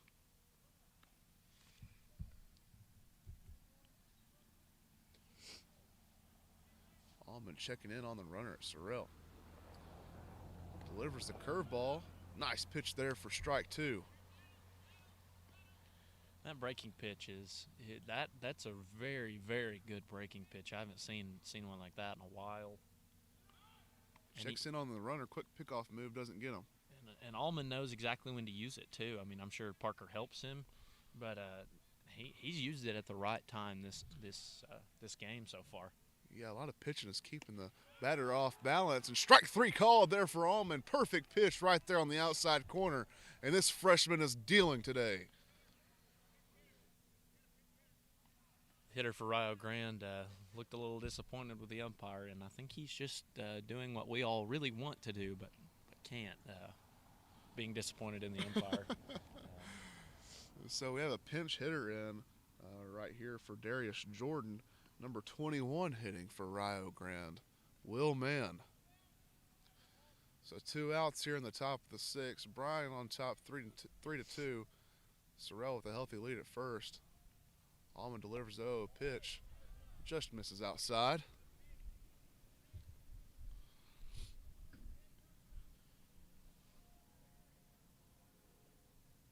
Allman comes set. 1-0 pitch. No, he picks off at Sorrell once again. He gets in there safely, though. I think Cooper's glove is starting to wear down from as many times as Allman's picked off this inning. Allman with the pitch, misses high for ball 2.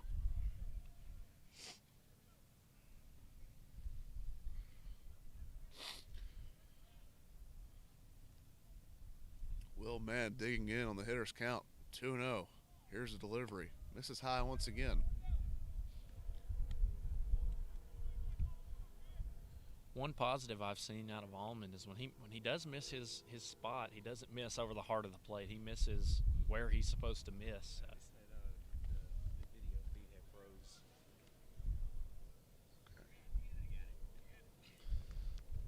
So Will Mann walks there on 4 straight balls. Puts hitters at first and second. I understand we're having some more technical difficulties with the video freezing, and we'll try to get that figured out for you.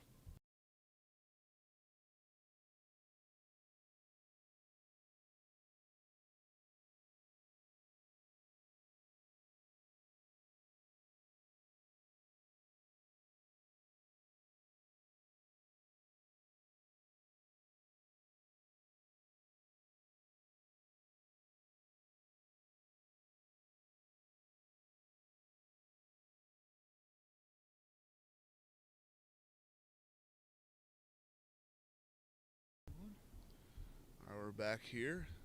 Coach Day, the newly hired pitching coach, and I say newly hired reluctantly because he's been in this program for a while, but he's been the hitting coach, and Coach Mack talked to him a little bit in the fall, and he said he wanted to hire someone he could trust, and Coach Day is just that guy. So he just got done talking to Allman. He didn't really miss anything other than that. So the 0-0 pitch is on its way and misses outside. Yeah, Coach Day's been on staff here. I don't know how long, but it's been a while, and apparently he can do it all. He was the hitting coach last year. He's going to be the pitching coach this year, and I'm sure he's just going to help out any way he can. So he's definitely an asset to have on the coaching staff for sure. He definitely is, and I believe this is Coach Day's 9th season at Bryan coaching, so he's been here for a while. After the swing and strike, it's now 1-1. Allman delivers, and I thought that was the ball that flew off, but I guess it was some sort of protective gear from the batter. Who knows what just happened right there? I thought I heard the glove pop, but then I saw something white flying in the air, and I think it was a thumb guard or something that the batter was wearing. Maybe he had hand warmers in his batting gloves, and one of them flew out. It's actually not a bad idea. I wouldn't blame him if he did.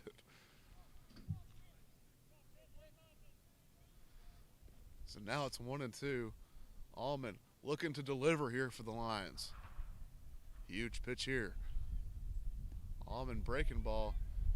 Parker nicely blocks it up. He throws to first. It's going to be close.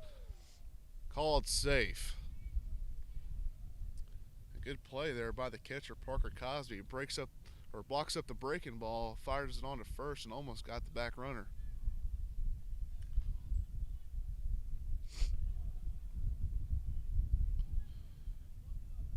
Counts 2-2, and there's 2 outs. Runners on first and second. Allman delivers. Pitch is going to miss high and outside. So now it's going to be 3-2, and the runners will be running because there's 2 outs. This is what they call the payoff pitch. Something will happen here, Daniel. There will be action on this next pitch. If you're falling asleep at home, wake up. This is the time. Big pitch here. The payoff pitch. Runners on the move. And it's going to be low for ball 4.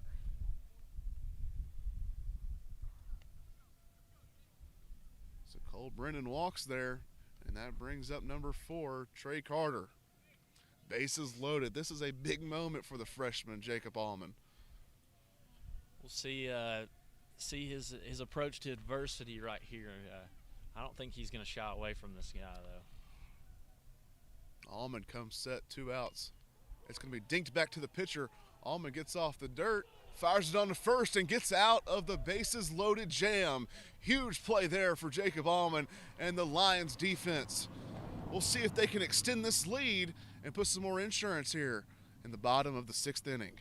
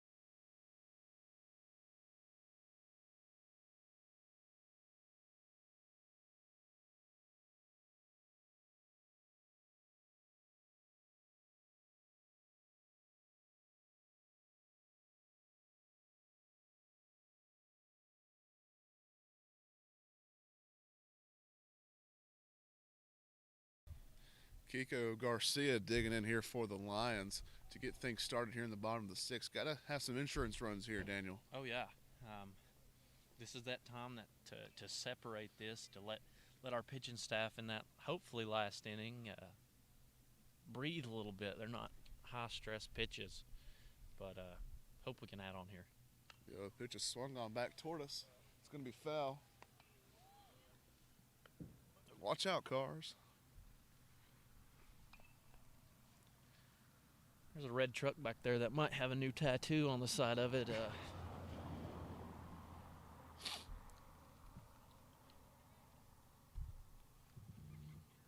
Kiko looking in.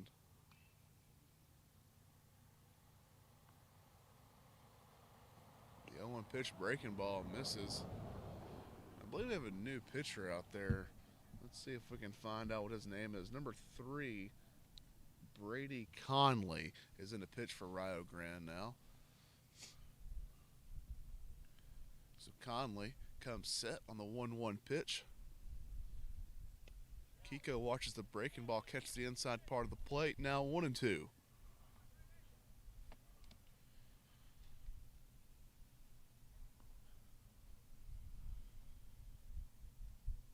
Grayson, it's not a situation where we have to have any more runs to win the game, but anytime you can add on is a good opportunity. 1-2 pitch swung on and missed for strike number 3. So Kiko sat down, and now Dante Morton will stride onto the plate. What I was saying, anytime you have an opportunity to add on, it helps your whole team, helps your pitching staff, helps everybody. Just almost relax and play baseball. Baseball's one of those sports where you can't run the clock out. You can't dribble and you can't stall. You have to throw the ball across the plate and play. Yeah, there's no taking a knee in baseball. Dante, big healthy hack there, doesn't connect. 0-1.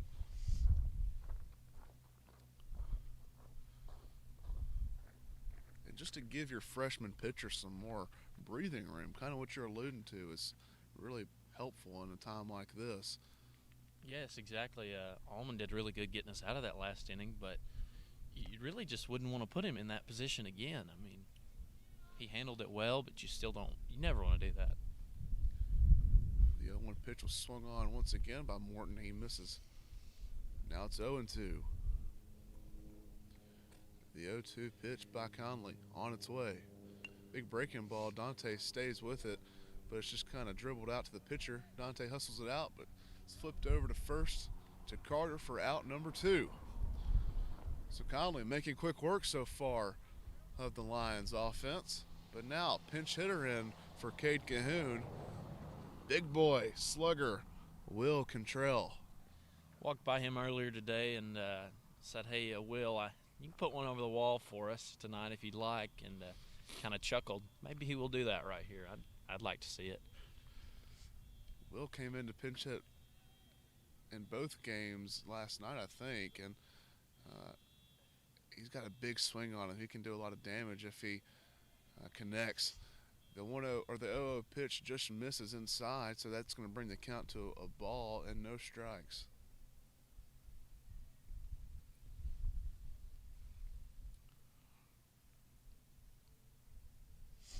Conley comes set, looking to deliver one to McVeigh here. Looks like it just missed outside. Of course, when a pitch on the outside corner is thrown, you have to wonder. Just sitting here looking down there at Will, you can tell he's a power hitter. It looks like he has tree trunks for legs. That's where all that power comes from. The 2-0 pitch, gonna miss low, makes the count 3-0. Coach Mack not giving him any signs over there, so the green light may be on for the power slugger.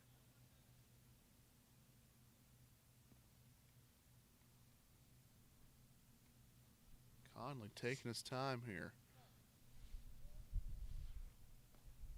If you're Conley, you can't give this hitter something too good. Of course, if Will does get on, they're probably going to pinch run for him. Conley steps off. Cantrell's not happy. You think we'd see Cahoon re-enter at first if Will does get on? Yeah, that's exactly what happened last night after Will drew a walk. And, man, that sunshine is coming through, and it feels great. I appreciate the sun being out for just a minute at least. Ball in the outside corner was called a ball earlier, but called strike there, so favorable pitch there for Rio. That sun may call, rather. That sun may defrost our toes and hands for a minute before it goes back away again. But I'll take what I can get at this point. Oh yeah. The 3-1 pitch on its way from Conley. And Cantrell watches it go by for ball 4, so he'll reach safely via the walk. And I would imagine they'll go ahead and re-enter Cahoon to run for him. That's exactly what they're doing.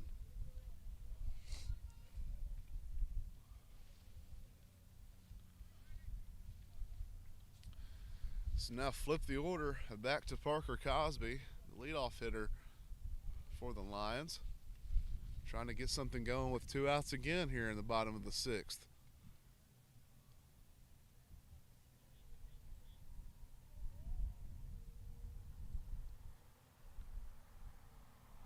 Conley comes set. Cahoon with a favorable lead over there at first. Big breaking ball's going to miss up.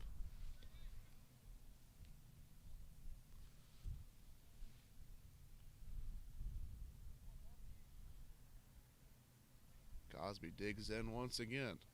Conley keeping his eye over there. Cahoon, probably a good idea. Giving him a lot of attention over there at first. Cosby digging in. Conley with the pitch. It's going to miss low and inside for ball 2.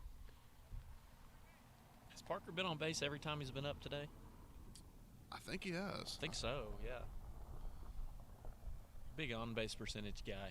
Yeah, he might have led the team in that last year. Him or Tyler Scott would be my guess for whoever led that category.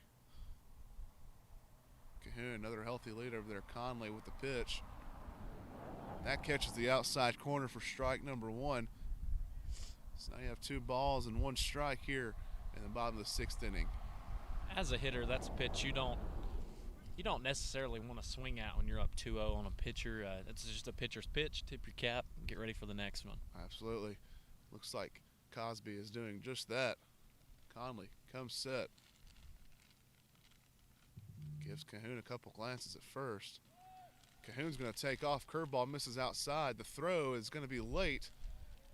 And Cahoon slides in safely for the stolen bag. So now there's a runner in scoring position, and you're 1 hit away from extending that lead.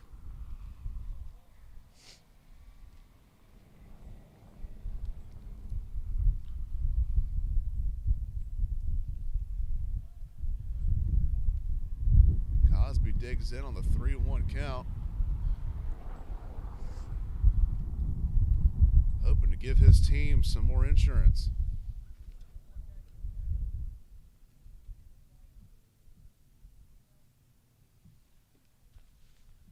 Conley with the pitch. Cosby watches it go by for ball 4. So now runners at first and second with the big power man from Curacao, Darwin Gregg, up to bat. Here he comes. Last time he almost put one out of here, and well, now the pitching coach is going to come out. I'd be a little scared of Darwin too, and looks like he is.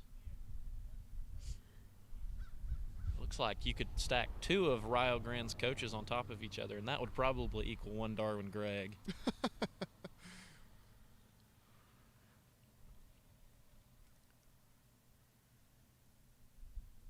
So if you're Rio Grande's coach here, what are you telling your pitcher?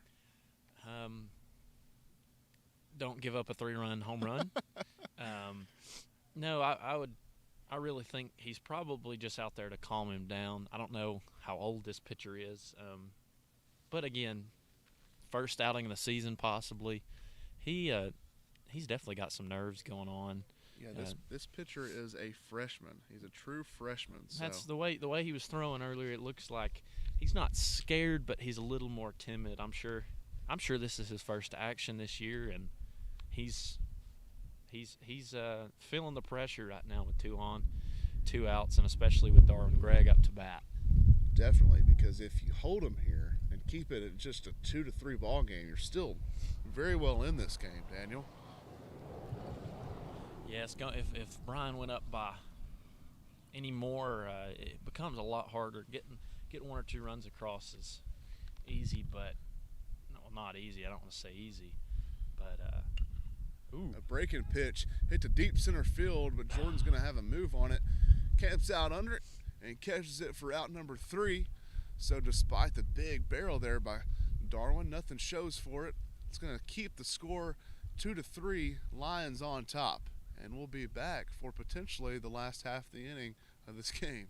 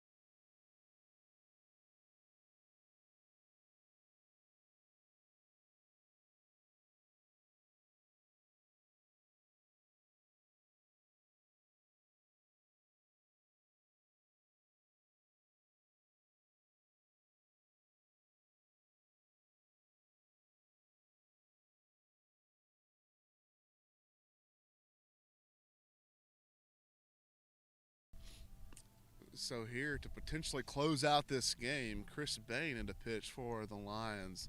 And just thinking about things, Daniel, I'm thinking about some of the guys with the best hair and maybe all of history. I mean, Jesus, is he up there on the list? I'm sure Jesus had he's Jesus. He had to have good hair. And then you got Troy Polamalu, you got Trevor Lawrence, Billy Ray Cyrus with the mullet. Well, I'm putting in my word to put Chris Bain in that category with his blonde flow coming out of the back of that hat. He's coming in to close this game out for the Lions, and just that hair's intimidating. I don't know how you get up there and hit against this guy. Yeah, he takes a line to the furthest extent with that mane. He's going to make the hitter look silly here. Gets ahead 0-1. Bain, the left-handed pitcher's got so much movement on all of his pitches. 0-1 pitch misses to Mitch Santino. The funky lefty, Chris Bain. The 1-1 pitch delivers. Santino misses. Counts now 1 ball and a couple strikes.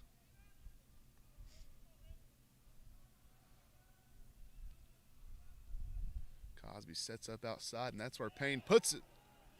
Ooh, but Bain just barely misses it. Again, that lefty arm side of run, pulling it out. I promise you, for over halfway to the plate, that ball was going to be in the strike zone, and then it twisted right out. It looked like a strike almost all the way. The 2-2 pitch. Oh, man, it looks like Santino fouls it off, and it hits Cosby. And this is not the kind of day where you want to get plunked by that ball, I can tell you that. Looks like the athletic trainer, Sean, is going to give him a look there, and hopefully Cosby's okay.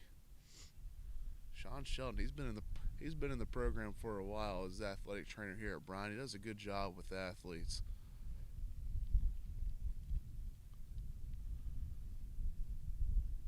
You have to feel for Parker taking that. I mean, catchers get beat up during the game, and especially when it's this close to hopefully the end. You don't want anybody to get hurt, especially at the beginning of the season. Another game later today, you never want to see that. But it looks like he's okay. He's a tough dude, and he looks to be okay. Cosby is a tough guy. Man, the guy caught 14 innings yesterday, and then we go to CC's after, and he's still galloping around like a newborn horse. And I tell you what, man, this is a special kind of breed, Cosby is. And now the 2-2 pitch from Chris Sunshine Bain. Looks like he catches the inside corner, called strike. Huge strikeout there for Bain and the Lions. That arm side run, like you were talking about, looked like it almost hit the batter, then it kind of snuck onto the front half of the plate there. I'm surprised that hitter didn't fall over. If that thing started coming at my head, I would twist out of there, fall over, and probably curl up into a fetal position. And he stuck in there, and it twisted right back in the strike zone. Bain working quickly. Gets ahead quickly. Grayson, you said yesterday you guys went to Cece's. Who ate the most pizza on the whole team? I tell you, I think it was probably between Bass and maybe Devin Ogg. Devin Ogg from Michigan said he's never been to Cece's before. I don't know if that hurts my heart to a certain degree, not going to Cece's. Wow. But he loved it. I think he loved it. The 1-1 pitch. It's going to miss arm side. Moves the count to 2-1.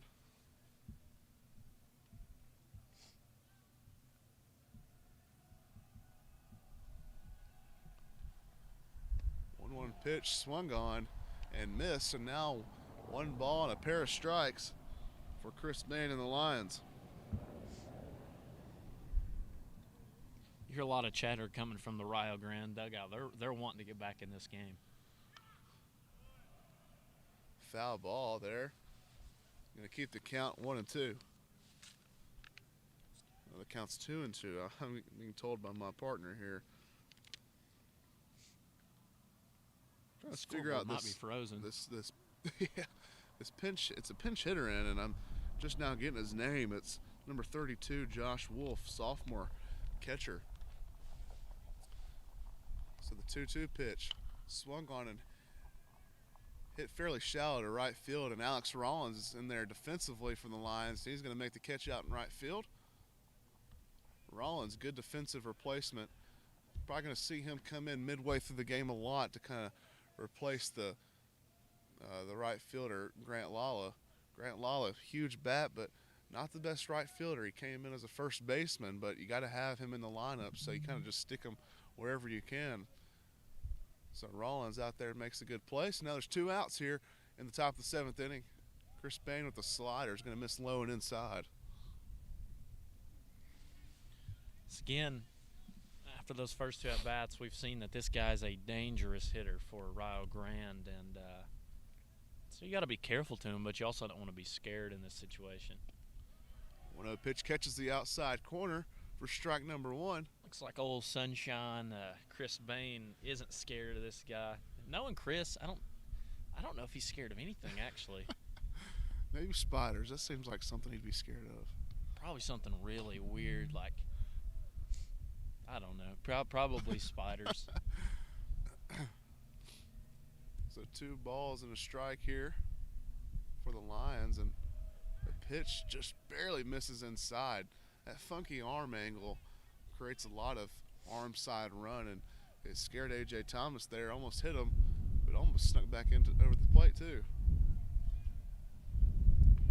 So 3 balls and a strike here in the top of the 7th. A.J. Thomas puts a big swing on one but doesn't connect. Foul tips it into Parker Cosby's glove. So it looks like Chris Sunshine Bain brought out the sunshine. The sun's sticking around here in Dayton, Tennessee. 3 balls and 2 strikes, 2 outs, the top of the 7th. The payoff pitch for the Lions. Strike 3 called, and Chris Bain closes it out. They win game 3, and there's no way for Rio Grande to win this series. At best, they could split, but huge strikeout there for the Lions, and a big win there in game 3 of this series. Oh, definitely. We saw a lot of emotion just pour out of Sunshine and the entire team, actually. This was a hard-fought win. Again, we've said it probably 20 times. It's a cold day, and anytime you can sneak a win like this, it's a big deal. Yeah, it is a big deal, and no win is easy. And despite the bad record of Rio, they have proven to be a tough team to beat. They competed in every single game, and they competed in this one too. They only had 3 hits to our 8, but man, they really hung in there and only lost by 1. So we'll see what happens in the 4th game, and we'll be back when it comes closer to time at that. But until then, final score, Lions on top, game 3. Final score 3-2.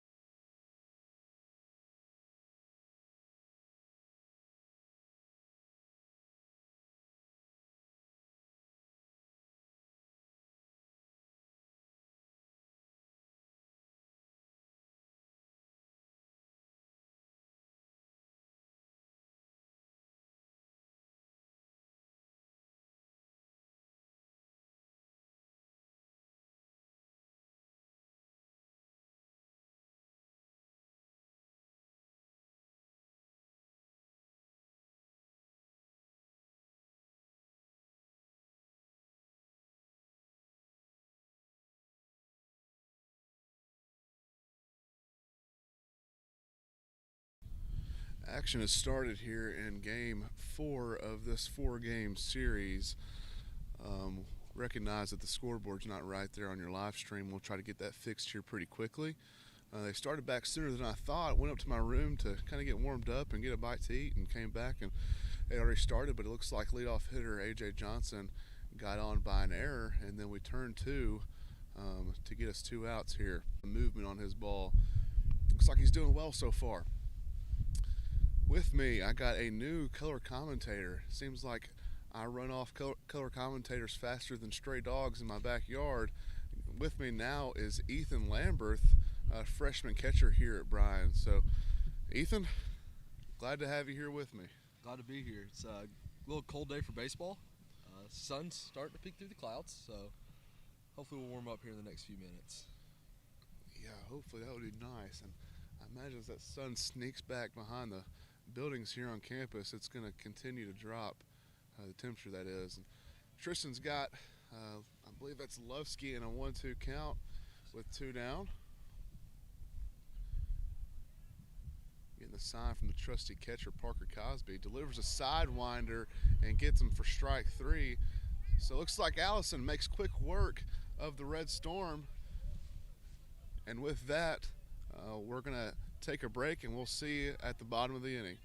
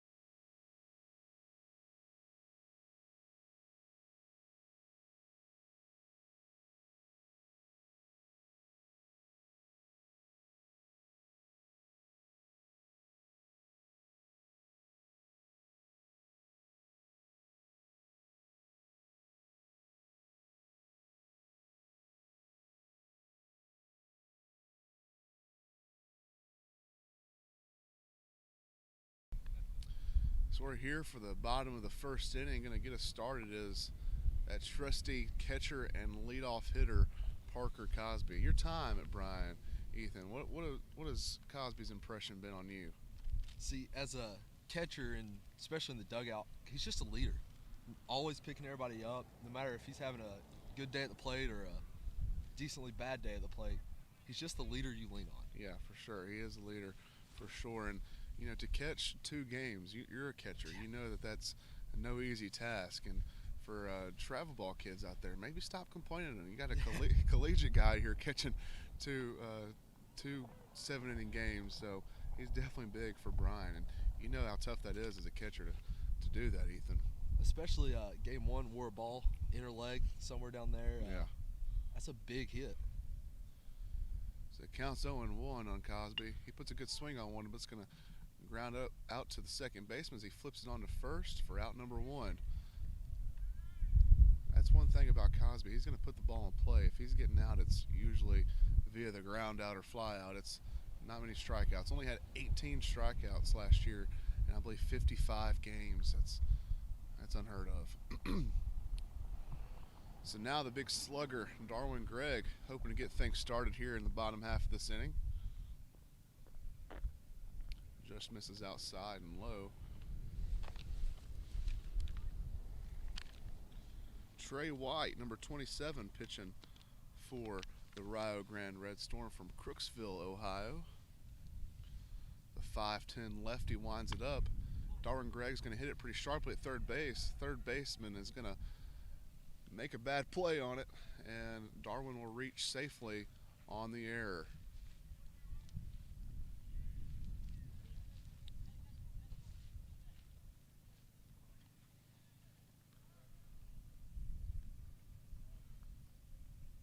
You think that took a bad hop, or did he just misread that?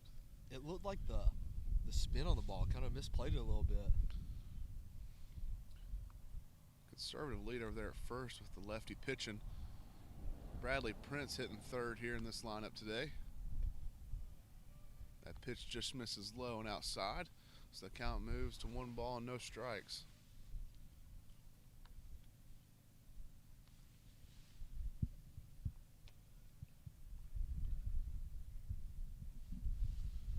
Prince digs in. The 1-0 pitch on its way. This guy is much tighter than that last umpire, that's for sure, because I thought that was a strike all the way. So Trey White getting the sign from Brady Conley, the catcher for this game. Comes set. Here's the delivery. It's going to miss low and outside. Moves the count to 3-0.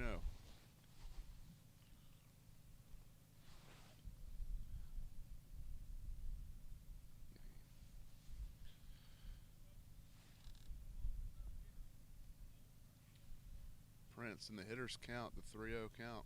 Here comes White. Delivers the inside fastball, catches part of the plate for strike number 1.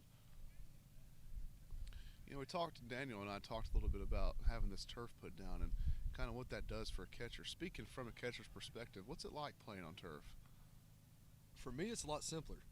Your curveballs are going to bounce true. No rocks you have to worry about. Fastballs are kind of going to die down a little bit.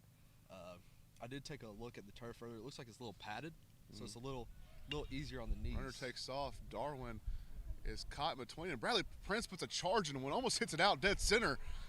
That's going to have Darwin round in third, and Prince put a charge into that one. Man, I thought Darius Jordan was going to easily get behind that ball, but the wind just kept carrying and carrying that ball and almost put it out here in deep center field. What a hit by Prince to get things started here in the bottom of the first.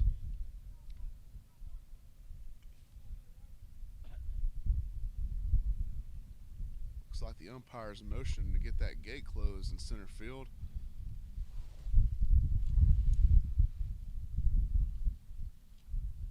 It's pretty hard to poke one out that far. I tell you, that plays pretty deep back there, doesn't it? Dead center's a long way. Left field a little short, right field not too bad. Dead center's a long way. Prince hit that one pretty hard. Now the switch hitting hitter, Bass Cooper, up to bat for the Lions. Hoping to drive in another one here in the bottom of the first. Get the line started hot here. Misses low and inside. Good block by the catcher. Keeps Bradley held at bay at second.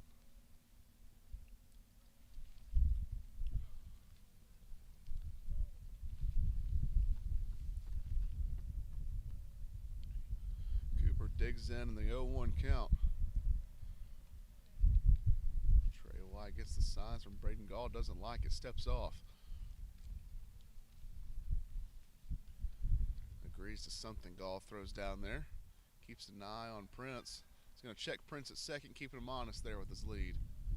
We talked a little bit about over the past few games is how sometimes pitchers use that just to their advantage of keeping the hitter off timing. You think that works as being someone who hits? Yeah, especially with a big hitter like Bass up to the plate. A little something to throw his timing off. The 1-0 pitch is in there for a strike. That's something that kind of just keeps his eyes looking somewhere else. Yeah, for sure. Can kind of just mess up the rhythm. Anything that you can use for your advantage, I'll say it's worth taking.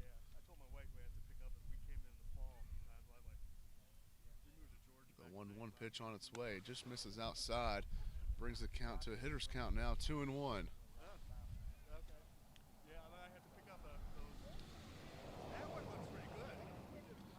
Last game moved pretty quickly, and I was thankful for it. I was able to go to my room, run my hands under some hot water, and eat a little food before this next game. Bass puts a charge in that one. That's down the left field line, but just foul.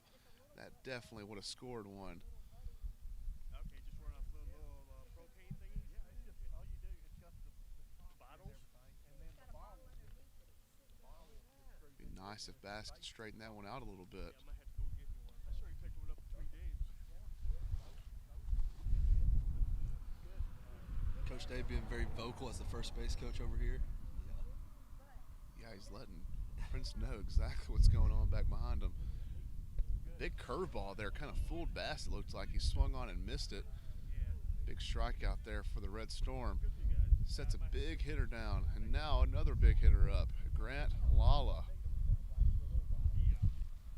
Stay warm. Grant's been impressive thus far. He smoked one to right center field in AT&T Field yesterday, and he did the same thing today with a big double. Came in clutch for the Lions. Hopefully he can do something like that again today, or in this game. White delivers, misses outside. The ball and no strikes as Lala digs back into the box.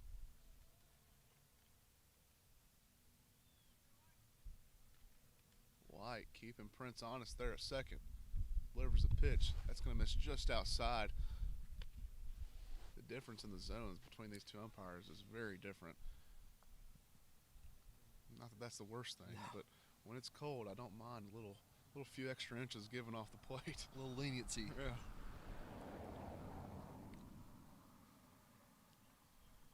Gall's going to set up outside. The 2-0 pitch on its way. It's going to miss outside. 3-0. Think we got green light here? Green light here probably for a hitter like Lala, especially with runners in scoring position. Let's go ahead and knock one in here if they give you something good. Kind of set up right down the middle. The pitch is going to catch the strike zone, maybe just the top of it. I think Lala thought that was ball four as he tossed his bat to the dugout. Of course, that's always a bad thing to do when the umpire brings you back to the box. It humbles you a little bit.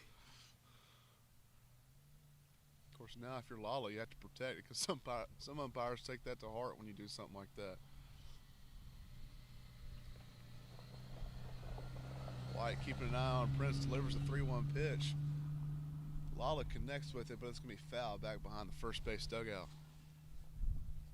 So now what was 3-0 after a questionable 3-0 call, it's now 3-2.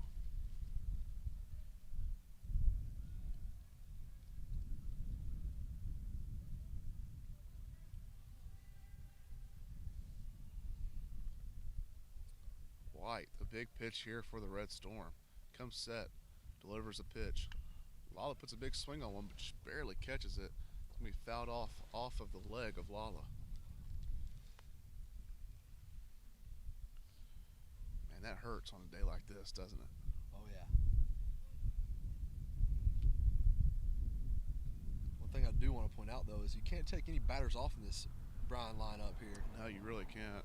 Top to bottom, power, speed. Absolutely. Lala digs in there for the payoff pitch. Swings at one that's high and out, and probably felt a little obligated to swing at that one. He has some talks with the umpire, but nevertheless, the Lions score one in the bottom of the first, and we'll be back to see you in the top of the second.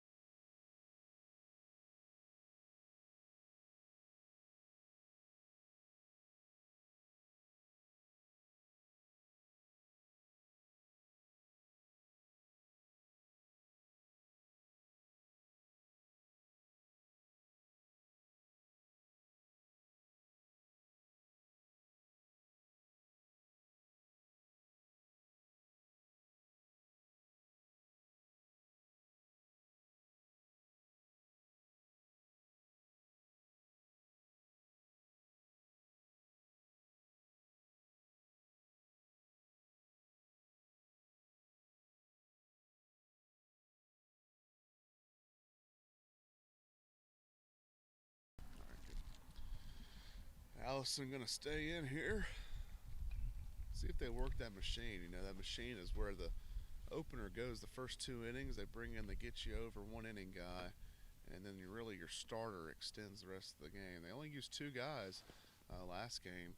Well, I guess they ended up using 3 with Bain closing it out. Hard hit ball to Bass. Bass handles it and takes it to first himself. 1 down. But the idea is to kind of keep guys fresh. You know, you want to bring in a fresh arm, and especially at the start of the season. It has worked a lot. Bryan's found a lot of success with it. But it's also one of those things where you have to be able to adapt with it. And they did that last game, you know, with Allman extending, and you also had, of course, the opener extending as well. Tristan finds the strike zone once again. Counts 0-1. Ferguson went pretty deep in the first game. Yeah. I couldn't 4 innings, I think. I couldn't think of who started the last game. But yeah, I think the idea is good, but you have to be able to adapt. And like last game, Ferguson was on, and you know, you got to stick with your guns, and it worked out last game for sure. So after that foul ball, the count moves to 0-2. Really shows the faith that Coach Day and the pitching staff has in young arms like Bain and Allman, bringing a freshman and sophomore in to kind of close it out, shut the door. Yeah, Allman did well. And of course, Bain is probably going to solidify his position in that closing role this season. Looked like Tristan threw a breaking ball there that just didn't break. So now the count's 1-2.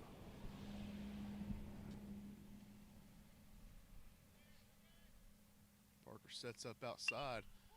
Ball's hit sharply back to Tristan. He flips it over to Bass at first for out number 2. Making quick work of this Rio Grande lineup. I tell you, when Tristan is on, that guy has some of the nastiest stuff in the whole pitching staff. I had the opportunity to catch him in the fall, and he does take a while to warm up. But when he gets warm, it's hard to slow him down.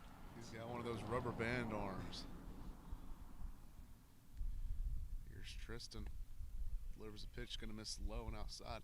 He's a very interesting character, too. You never know what kind of glove he's going to have on when he's pitching.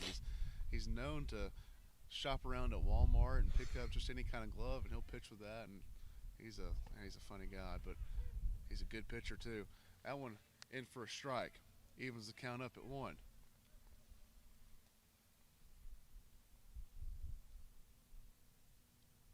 Allison delivers. Tests the inside corner, doesn't get the call. Moves the count to 2-1.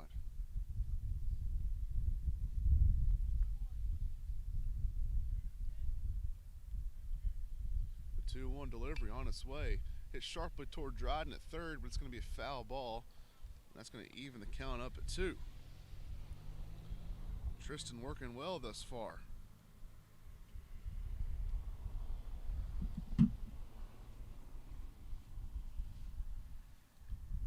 Brennan, right fielder, getting some signs from the head coach over there at third. Steps in the box, 2-2. Dryden's playing pretty far back. You wonder if they might try to get one by him with a bunt or something. He flips one over that way to Dryden. Dryden fields it cleanly, throws it over to Bass. Great defensive play. And Tristan makes quick work of the Red Storm. 1-2-3. And that'll be the end of the first half of the second inning, and we'll be back to see how the Lions respond.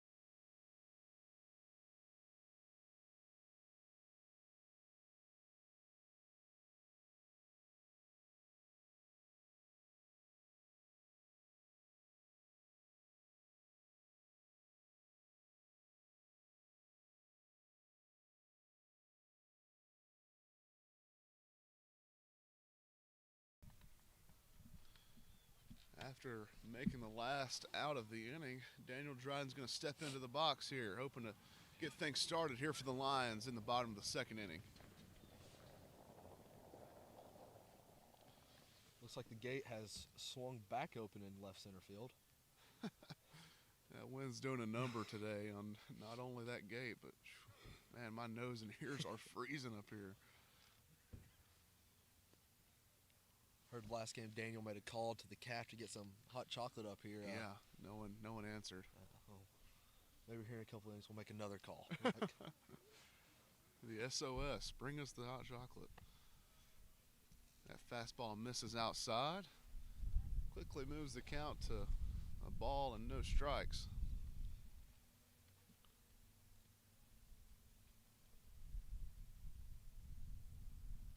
Trey White getting the sign from his catcher Brady Conley, delivers a pitch. Dryden puts a good swing on it, hits sharply to the third baseman. He makes a good play though and hits the first baseman in the chest for out number 1.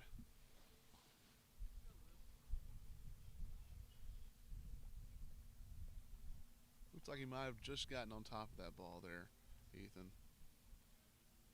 A little hard hit grounder to the third baseman. Clean play, nice throw. Yeah. Sometimes you just can't beat good defense. Yeah. Marcara made a great throw over there to Levski at first.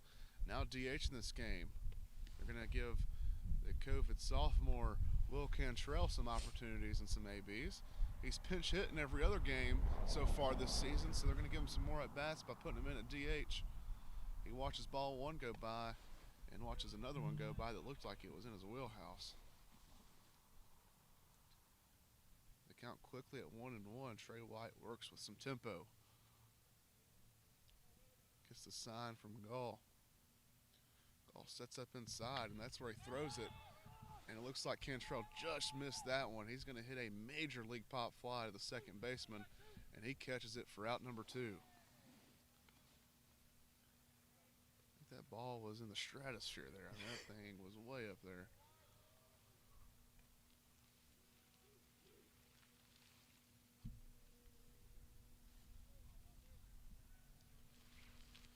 So now, Dante Morton in to bat for the Lions. The speedy second baseman watches the first pitch go by, ball 1. That's one thing I don't think you can say enough is speed. Dante is fast. He is really fast. He may be the fastest guy in that dugout. Outside of maybe I can think of 1 or 2 guys that would compete for that position. Alex Rollins and Carvin Dames are the only 2 guys I think that even come close. Watches strike 1 go by there, evens the count up at 1. Dante digs in. White with the delivery. Puts a good swing on one, but it's going to foul off back behind the first base dugout. And now he's got to work with 2 strikes. Got to protect here. Don't let the speed fool you here with Dante. Sneaky pop off the bat. Very sneaky pop. We played an inter-squad the other day in Silverdale Baptist Academy, I think is what it's called. I may be wrong on the name of that, but he had a home run over center field. I mean, he definitely has some pop behind that bat too. And there he shows it, hits a liner up the middle, and that's going to put a 2-out single on the board for the Lions. And now you have a true base running threat over there with another speedy guy, Cade Cahoon, up to bat.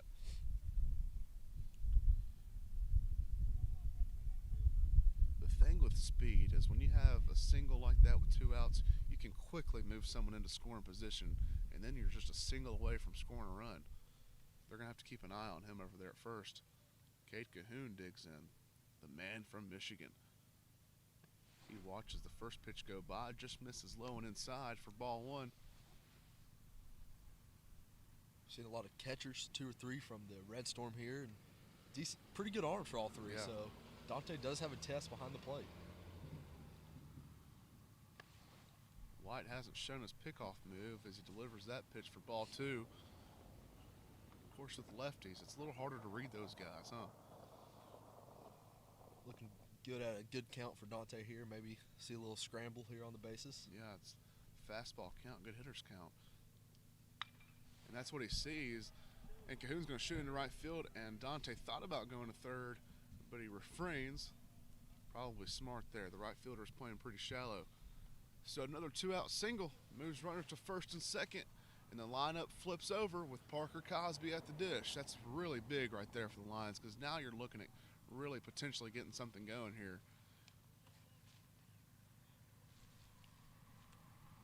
Holding Dante up there gives one of your better hitters a chance to move him over, get him in here with 2 outs. And a ball down the line or in the gap could potentially score too. And I'm gonna have a mound visit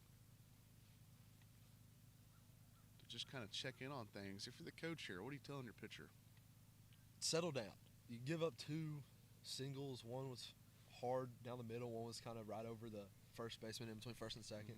Settle down. You have a contact hitter up to the plate, has some sneaky power. It's not going to burn your outfield every time. Settle down. Yeah, that's definitely what you got to be telling this pitcher here. I think this pitcher might be experiencing something like this. This is his 3rd year. He's a true junior here, pitching for the Red Storm. They're going to break the huddle on the bump. We're about ready to get things started back here in the bottom of the 2nd. Of course, if you're Cosby, you want to take advantage, you know. String those singles together. Keep passing that bat down the line. Keep this 2-out rally going. One thing I noticed here is the Red Storm defense has been getting set.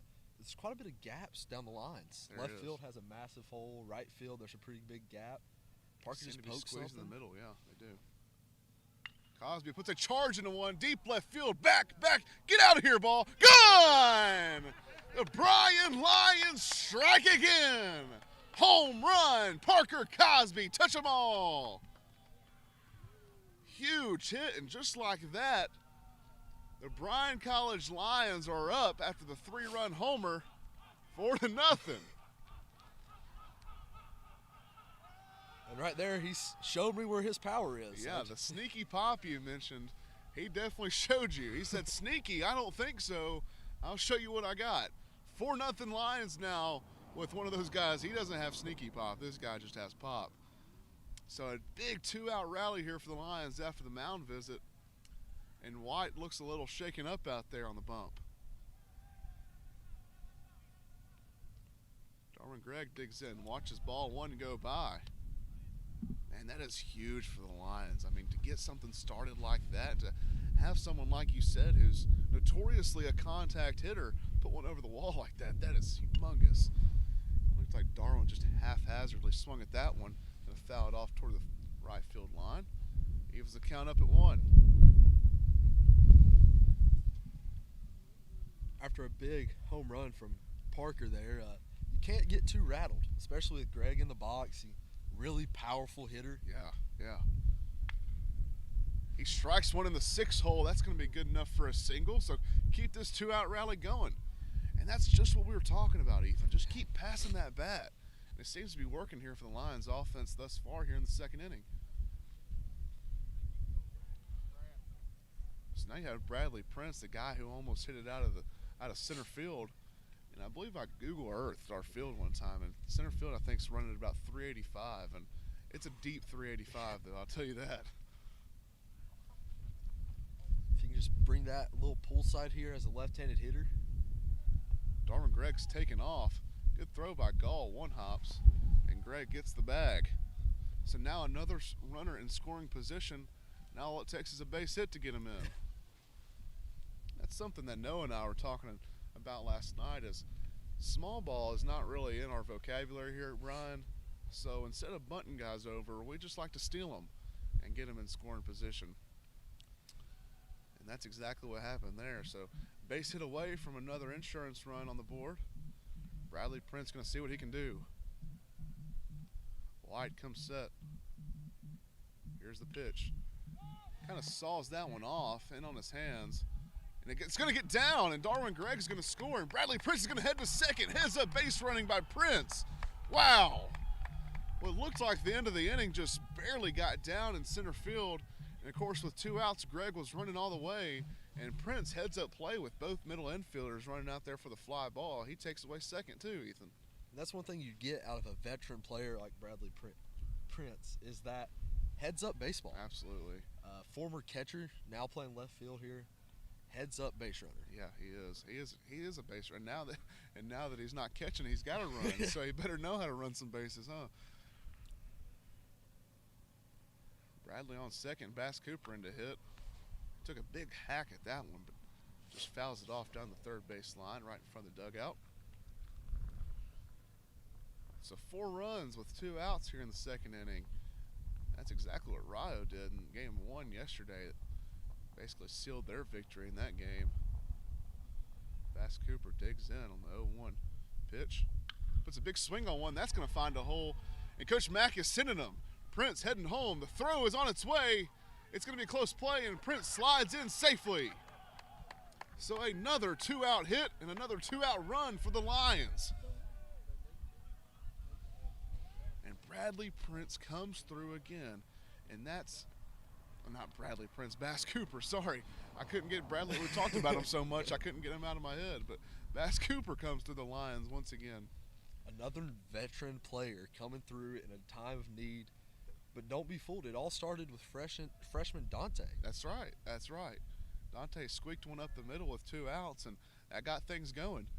And now look where we are. And that's the danger of this lineup. Is if you can just keep passing the bat, you really never know what can happen. And really, like I was saying to Daniel last game, is that some things can change drastically with one swing of the bat in this lineup. And our coaches recruit that way, and that's just kind of the Bryan philosophy here.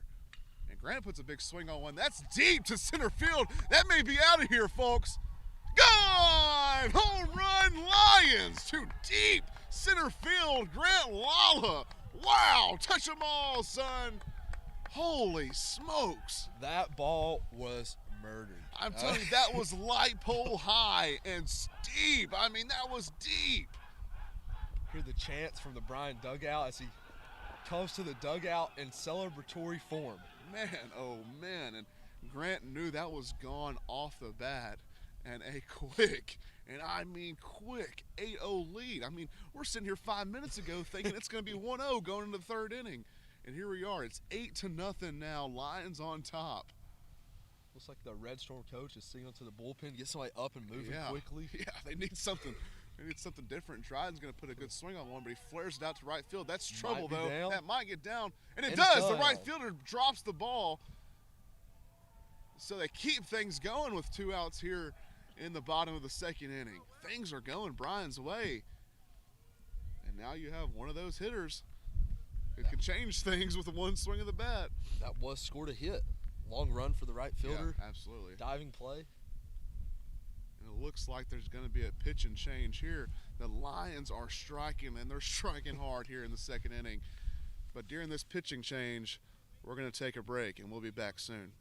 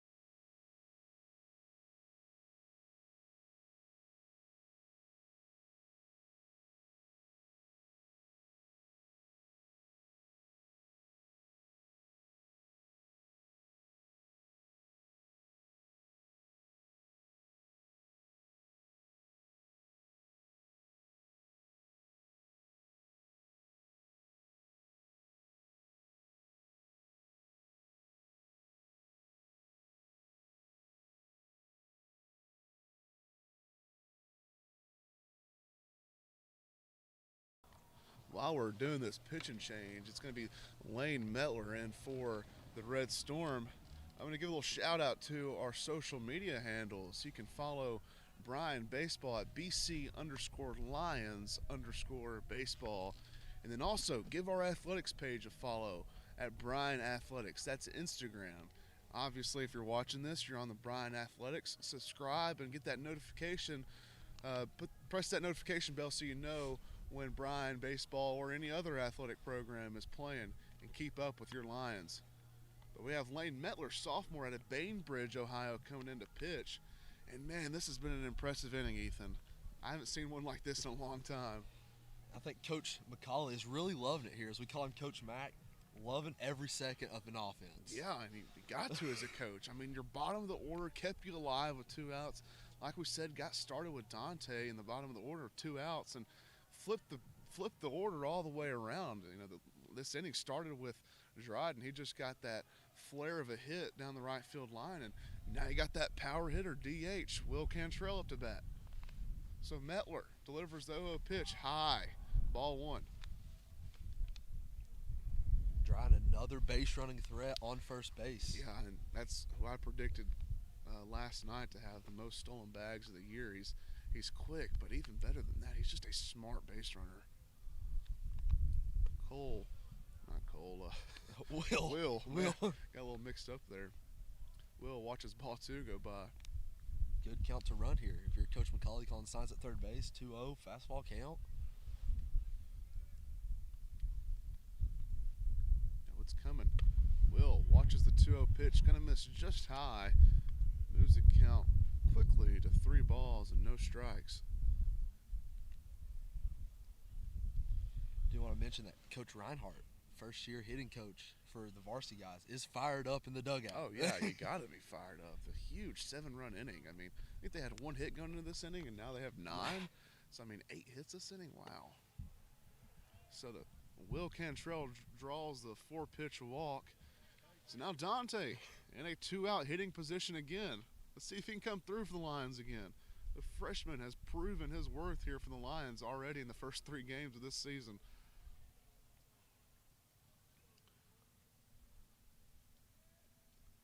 Morton digs in. Metler comes set. Metler with the pitch. It's going to plunk Dante in the back, and he said, "Don't mind if I do. Take one down to first base, load the bases up for Cade Cahoon." And this is where you can really put things out of reach if you're the Lions. I mean, you have the bases loaded with 2 outs, and I'm telling you, if Cade can get on here, you're flipping the order back to the top of the lineup, back to your power guys. Things could get ugly quick. Cade, a JUCO transfer, has seen this situation before. Oh, yeah, no doubt. Came from Mott Community College up in Michigan. Watches the 0-0 pitch, going to miss a little high. Seems like Metler's struggling with some command issues. Don't think he's thrown a strike yet. I believe that's 6 in a row. 6 in a row.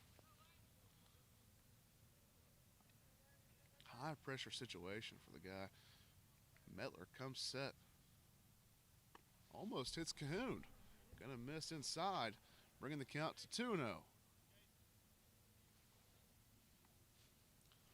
As a baseball enthusiast, you know this situation. What are you telling Cade here? I think if it's not your pitch, don't swing at it. This guy has missed 7 times in a row. Oh, and I think the umpire might have given him one there. So now it's 2-1. Still, out of 8 pitches, he's only thrown 1 strike. You got to make him come to you in this situation. You don't have to protect too much. You don't have to try to do too much. Cahoon digs in the 2-1 count. He's going to miss inside again. So just like I said, don't give him anything. It's 3-1, and he's in risk of walking a run in. As a catcher, I've been in this situation. A lot of balls. Umpires hate calling balls. Oh, I know. If he gets 8, 9 balls in a row, he's looking to expand the zone. Yeah, exactly. And that one's going to miss high, so he walks a run in, bringing the score to 9-0. And I'll tell you, COVID year, you had to deal with that in high school. Luckily, that was my freshman year, so I didn't miss out on a high school season. But we had a deal where the seniors played in basically a senior night game, and I umpired behind the plate. It's a lot easier to call strikes when someone's staying around the plate for the whole game, you know? And this guy hasn't really been around the plate. Out of 10 pitches, he's only thrown 1 strike. There's a strike there on a breaking ball. Probably a good call by the coach. You know, you're not finding your fastball. Let's go to the breaking ball, see if you can find something else. I like to call that a reset pitch. Yeah. Just reset your whole mental philosophy and just attack now. Yeah. So now it's 0-1. And that fastball is going to miss outside. So now the count's even at 1. Cosby, who opened this thing up with a 3-run bomb, would like to make it a grand slam here and really tear things apart. Cosby, big leg kick. Curveball is going to miss low and outside. Now brings the count to 2 balls and a strike. Parker does know the zone. As a catcher for years, he has studied the zone. He has worked pitchers in the zone. And when he's hitting, you can tell he knows his zone. Absolutely. I've pitched this guy several times over my time at Bryan. He is so hard to get out because he'll get 2 strikes and then he'll keep fouling things off. He'll make you throw a ball. He'll foul something else off. And he just finally gets his pitch to hit, and then he takes it wherever it's pitched. And, man, it's just he's a hard hitter to get out. So the 3-1 count. He's going to miss outside, walks in another run. So now it's 10-0. This one getting ugly pretty quick.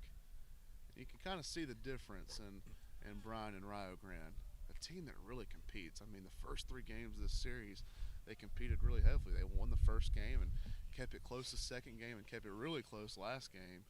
They're one of those really tough matchups, but it looks like they may be running out of pitching. If you're Rio Grande, and of course if you're Mettler, you got to find the zone. And if you can't find the zone, if you're Mettler, sometimes it's just not your day. You have to move on to the next guy. Bases loaded here for the power hitter. Darwin Gregg's going to watch that curveball find the strike zone. 0-1.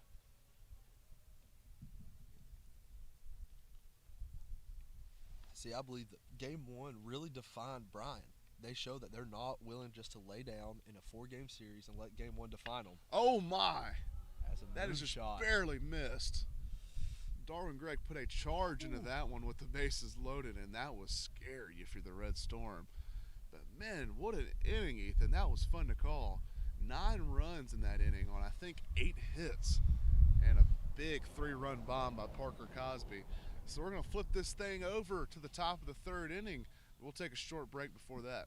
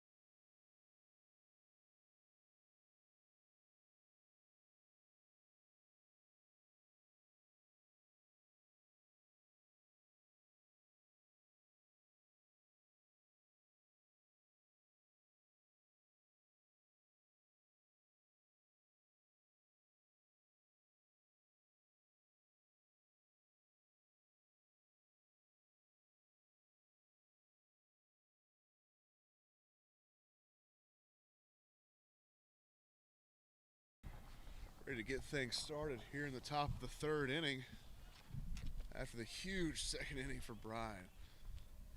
How do you respond if you're Rio? Allison stays on the bump. Good pitch. What appeared to be a changeup or something there. Really dropped off the table. You've been around Coach Mack and Coach Day and Coach Reinhardt for a while now. What are they telling the guys in the dugout?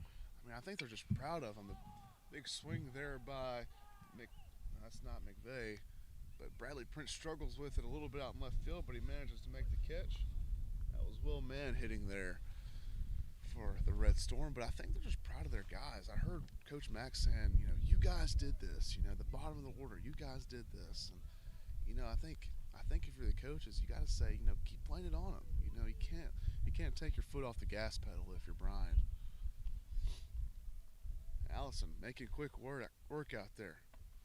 Big swing.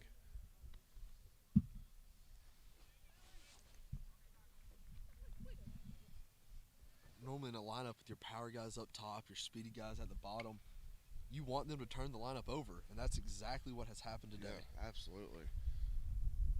Alex Scaller in to bat now for the Red Storm. He's quickly in an 0-2 count.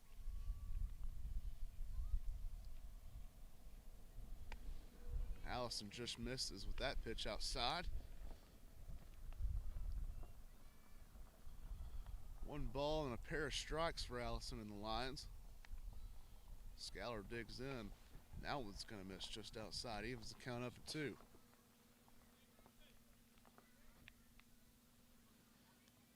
Tell you what, I wouldn't mind getting out of this cold early. I think there's a run rule on this game. I mean, I wouldn't be opposed to that.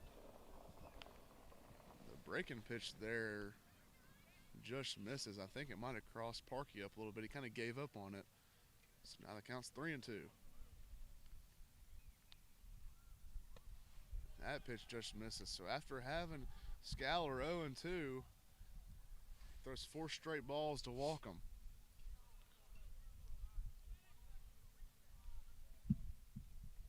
Allison did sit in the dugout for a while that last inning. That's true. It's sometimes when you're pitching, you get cold like that. You got to kind of warm yourself back up by getting out there. Double play would help with that. Maddox Meade in to hit for the Red Storm. He watches ball 1 go by and misses inside. One thing we have noticed in this 4-game series is how quick our middle infielders' hands are. Yeah, they really are. Maddox Meade's going to foul one back toward us. So now it's 1-1.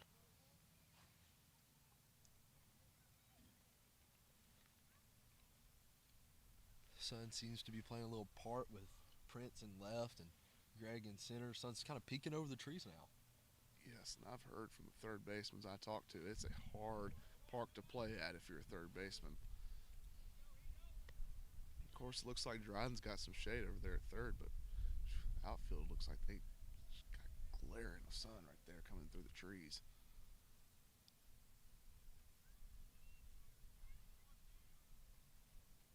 Maddox Meade digs in for the 2-1 pitch. The pitch on its way. Good for a strike. Great pitch there by Allison. Catches the outer half of the plate. We talked about Parker as a hitter, as a base runner. Not really talked about him as a catcher. He has an accurate arm. Yes, he does. And Daniel and I talked to him. Might show off that arm right there, and almost got him. Got Scaller over there at first. He kind of picked that one out of the artificial dirt and threw it over to first and almost snuck one by him.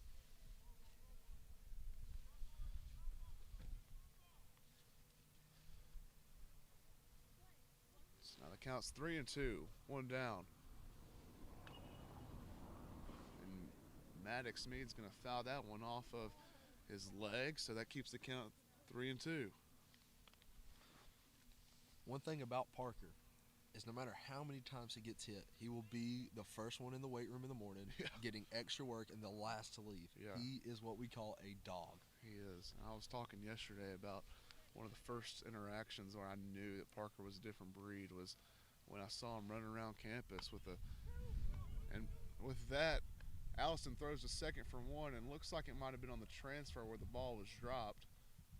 And that's exactly what the umpire's saying. So what could have been a double play just amounts to 1, but the Lions will take it. So now there's 2 down in the top of the 3rd. But what I was saying is Parker running around campus with a backpack and a 45-pound plate on his back. I was like, man, this guy's just not the same as the rest of us. I know as catchers we work out at 7 a.m. Parker's in there no later than 6 o'clock. Just getting extra work in with Roper, who's our catching coach. Man, he's a real deal. He does so much of it, man. He's probably going to catch all 50-plus games this year. Allison delivers a pitch, and that's going to fly out to Prince. And they're being aggressive on the base pass. Prince going to throw it to third, and Dryden makes a good scooping catch over there at third. But almost looks like our field got a little lazy there. And, of course, Scalar took advantage of the little blooper out there to left field and swiped third base. So a good 2-out hit if you're Rio. Maddox Me delivered there. I believe that was A.J. Thomas, actually. That was the leadoff hitter. A.J. Thomas is a true blue hitter. He proved that yesterday. It's not easy to get one out at AT&T Field in Chattanooga, and he did. Yeah, I know he did. So I believe that was Meade over there at third now after Scalar got put out by Allison at second. So now Meade at third and Thomas at second, and now it's 1-0 to Clayton Sorrell.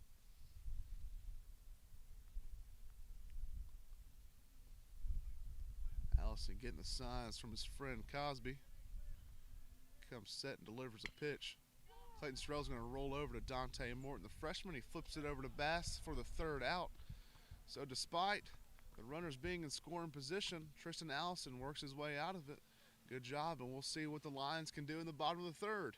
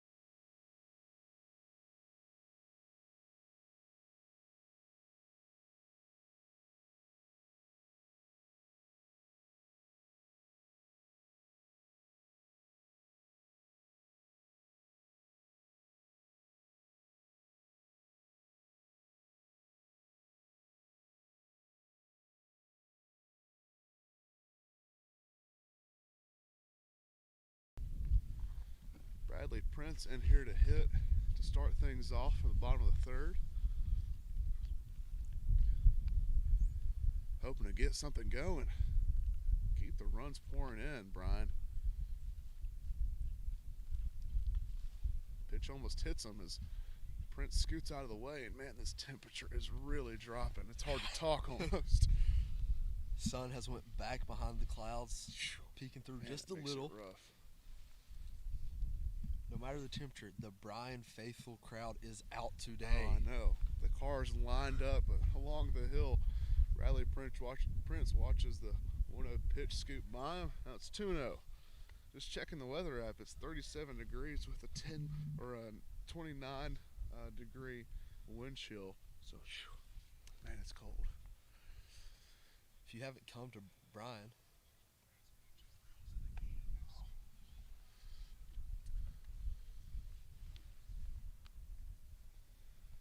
Bradley Prince watches the 2-0 pitch. It's now 3-0. Realize that the screen is frozen here. Again, I don't know why we're having those problems, but we'll try to figure that out for you. Until we do, I'll keep talking so you can know what's going on. Bradley Prince watches the first one go by. It's 3-1 now.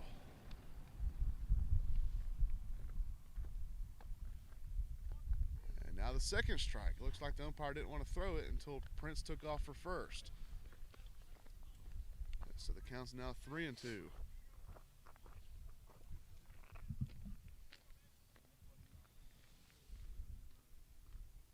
Pitcher comes set, delivers a pitch, and strike three looking. That was a good breaking ball in the outer half of the plate, and that's going to retire Prince. Bass stepping back up to the box left-handed as we are facing a righty again.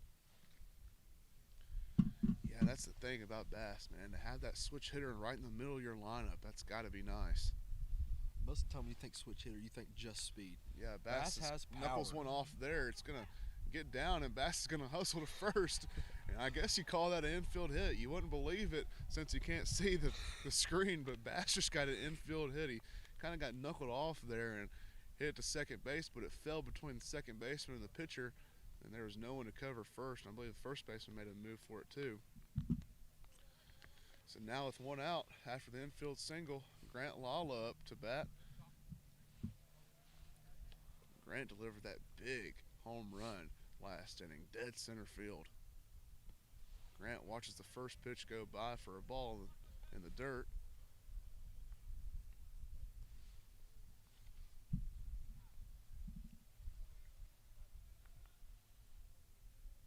The 1-0 pitch on its way. Grant Lala watches the curveball catch the inner half of the plate for strike one. So now it's 1-1.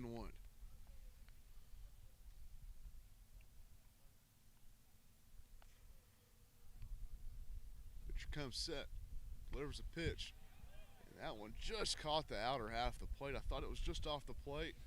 Umpire says differently, so now it's 1-2. With a bat like Grant has here, looking for damage. Absolutely.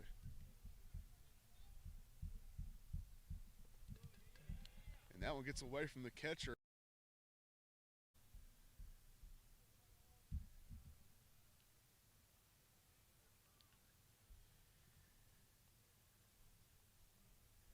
Lala digs back in.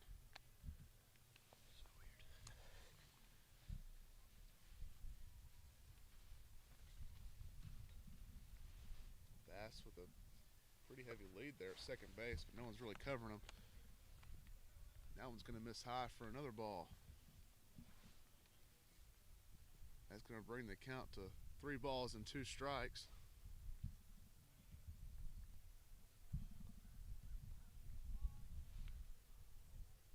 Pitcher comes set.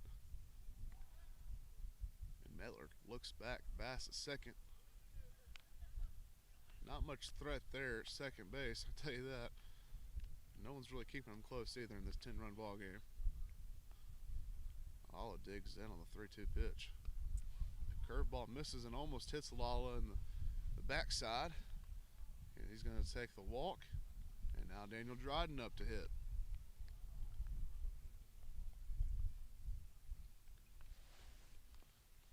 Thank you for bearing with us with the technical difficulties today. Man, it's been a weird one, Ethan. We've had a camera fall. We've had the screen freeze a few times. But thankful we can deliver this content to you guys. And hopefully y'all enjoy it. It's now runners at first and second. 2 big boys out on the base paths. Bass Cooper and Grant Lala with Daniel Dryden up to bat. Mettler's going to step off and reset things with Brady Conley as catcher.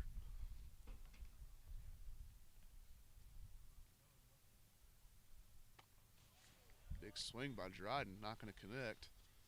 Moves the count to 0-1. Here comes that sun again. Yes, I'd love if it would just hit me in the neck or something. If you've never been to our field here, it's a unique place. It is. And Dryden almost offered at it, but it's going to be strike called anyway. So now it's 0-2. Beautiful Dayton, Tennessee surrounding us with the mountains and trees in the background. Yes. Pond behind left field. Yeah. Beautiful place to be. The 0-2 pitch. It's going to be grounded over to the first baseman. He's just going to flip it on to first for 1. And Dryden, big hustler, man, dives to first, trying to get in there safely. You respect a guy who hustles like that, Ethan. And he's another one of those guys who will not give in. No, he won't. And you'd like to have a bunch of Daniel Drydens on your team. They're going to hustle no matter what, and proved it there. Dove into first on just a routine play to the first baseman. Made it a bang-bang play all because of effort. That's right. Now, I mean, he kind of did a job, too. You got both runners in scoring position, and now you got a power hitter up. And Cantrell doesn't have to do too much. A base hit probably scores two. Big breaking ball sneaks in there for strike one.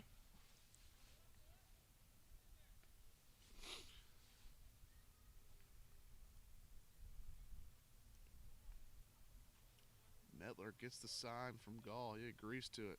Comes set, delivers a pitch. It's going to be a little outside, but Cantrell swings anyway and fouls it off back behind him. Now the count's 0-2. Looks like Cantrell talking to the umpire, asking if that was out, where it was at. I think at that point sometimes umpires just tell you whatever. Whatever you want to hear. Yeah, it was probably out. Runners at second and third. Another breaking ball, almost got in there for strike three. Looked like the catcher wanted it.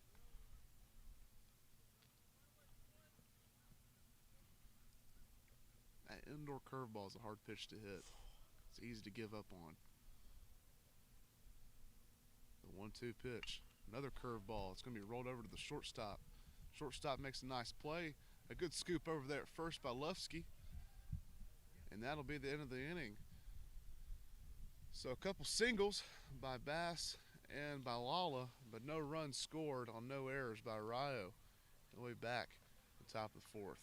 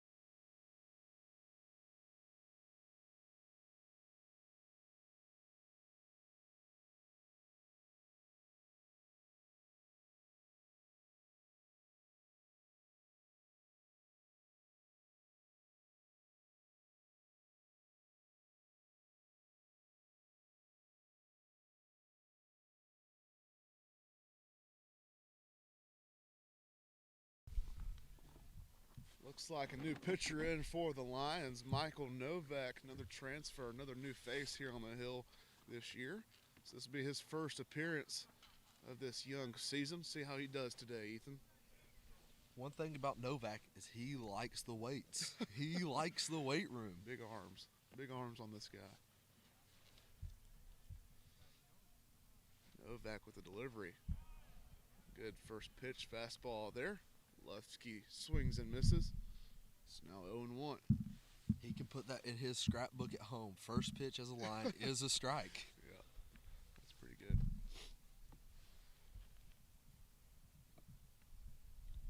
Novak delivers.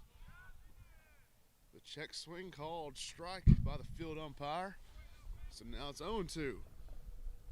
My roommate, Camden Fuquay, he still plays for the Bryan Lions, but he's had Tommy John surgery. He was number 27 last year, and now Novak holds that number. And Camden texted me when Novak took that number. He was like, "Oh man, Novak almost made a diving play there." Dante flips it over to Bass for out number 2, but he's like, Novak took my number. Anyone but Novak. Novak's a crazy guy, but he's a good pitcher, and he means well. He's a good guy too. Sad to hear about Fuquay, cowboy as we call him. Yeah, I know. That's an arm. Yeah, it's a good lefty pitcher, and there's some holes that need to be filled in this rotation. So hopefully Novak can be that. And he's looks good so far. Quick 2 outs here. Good pitch there. It's going to be fouled off back behind the third base dugout. As that was hit right towards my truck, and I heard ooh. Tense up a little bit. My windshield is still intact, so we look good from here. It's like a new hitter in for Rio Grande. We saw him yesterday DH in the first game, Jacob Johnson. Now that's a baseball name if I've ever heard one. Jacob Johnson. Novak delivers. Looked like a strike, not called one. So now the count's 1-1. Novak struggled a little bit in the beginning of the fall, but man, at the close of it, he came through huge in the Fall World Series, and he's getting some innings here in this first series of the season, so hopefully he does well for the Lions this year. That pitch there just barely missed, and I think the dugout wanted that one. And now's the time as a new pitcher on campus to kind of get the feel of it. You're up by 10, you're kind of comfortable. Absolutely. I think the plans were for him to throw anyway. Might as well get some work for your guys anyway.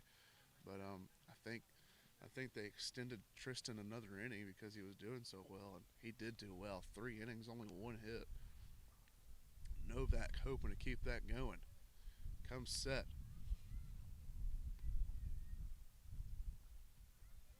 It plunks off of Johnson, so Johnson will head to first on the hit by pitch. We have seen this today, getting a guy on first base, but our infield coming through with big double plays in big situations. Yeah, it'd be nice to have one of those right now. It's like number 9. Number 9's coming in to run for the Red Storm. That's Alex Scaler. No, apologies, Mitch Santino. Alex Scaler's number 8. Mitch Santino came in to run for the Red Storm last game as well and ended up staying in the game as a defensive replacement and got him an at-bat as well. So Novak comes set, delivers a pitch, strike 1 on the outside corner. Number 5, Darius Jordan in to hit now for the Red Storm. Scaler getting a pretty healthy lead over there at first. Novak comes set, he might take off. The 0-1 pitch just misses outside. So moves the count even at 1. With a catcher like Parker behind the plate, you have to pick the perfect pitch to run on. Yeah, absolutely. And as a coach, that's hard to determine. Yeah, it is. And this may be a breaking ball count. That'd be a good one to run on right now. Good fastball in there for strike number 2. So now you got a ball and a pair of strikes with 1 down here in the top of the 4th.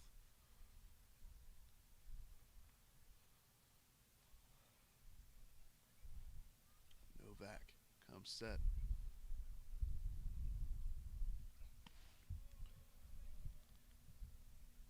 Just misses outside with that pitch. Really, the philosophy at this point is just go after these guys. You know, make them hurt you. You know, really nothing to lose being up so big right now. Of course, you don't want to get stupid either, but Attack the zone. Attack the zone, exactly right. Here's the ground ball. 4, 6, and only going to get one there as Dante flips it to Cahoon for out number 2. Looks like Dante had a little bit of trouble getting it out of his glove. Cahoon also having a little bit of trouble, but we got the one. Yeah, that's important. Always, coaches preach that from Little League, don't they? Just make sure of one, and that's what we did there. We made sure of one, and now we're working with 2 outs with a runner on first. That ball was kind of weird, though. Dante having to charge up but watch the runner, not interfering there. Yeah. Novak delivers a good strike there on the outside corner. Novak can sometimes have a lively fastball, working upwards of the mid-80s. There's that fastball on the inside corner. Novak had a lot of variance in his fastball over the fall. Sometimes he was working the mid to upper 80s, sometimes he was lower 80s. I'd be kind of interested to see what that velo is sitting at today. Being how cold it is. Runner takes off, and Novak picks it there. Yes, sir. Novak picks it right there off the bump for out number 3 as he throws it over to Bass, and you hear Darwin in center field yell PFPs, which means pitcher fielding practice, and it looks like Novak has been doing some of that. The diving play earlier almost snagged that one, and then the easy little flip to first. But after a hit by pitch, really nothing hurt there for the Lions, and we're going to head to the bottom half of this inning. Still up 10-0.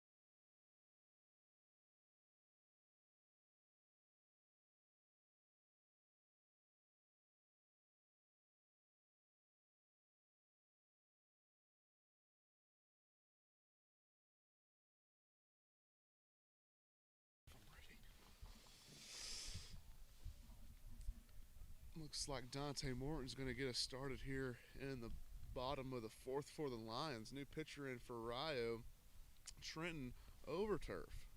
I made a dad joke to Ethan in between innings. Trenton Overturf is pitching over turf. So we'll see how he does. Dante digs in for the 0-0 pitch. The pitch is on its way.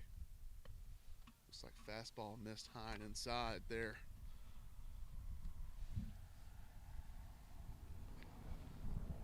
Dante, the guy that kind of got things started there in the bottom of the second. He did. Let's see if he can get it started here. That pitch looked like it was in the strike zone, but I guess the umpire thought differently. So now it's 2-0. Looked like the catcher signaled down to the coach, missing low. 2-0 pitch. That's in there for a strike, so now 2-1. I tell you, it's been a long time since I've been this cold. I try to stay inside on days like this, but didn't have that option today. And that looked like a strike too, but again, the umpire says differently. So now 3-1.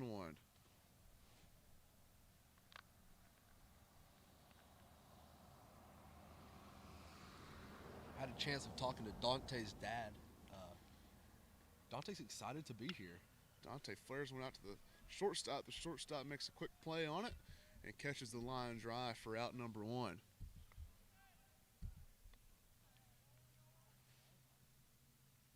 Of course, we're excited to have Dante. I don't think coming in we thought that he'd be making a difference like he has so far, and he has. I mean, obviously in the starting lineup as a freshman, that's a credential in and of itself, but also to be making a difference defensively like he has. And he's a guy who hustles. He's a guy who gives you that effort. And he's a guy who made his way into the starting lineup. So now with that out, we have Cade Cahoon hitting as he watches ball 1 go by. If you remember, Dante playing second day back in the fall during the World Series. Played some first, played some second.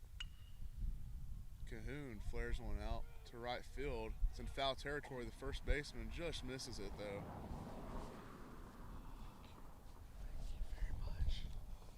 Athletic director Jenny Swafford bringing us some hot chocolate right now. Very appreciative of that. Very appreciative. That was nice of her. It's a great hand warmer. Before I drink it, I just want to hold it. Yeah, for sure. Ooh.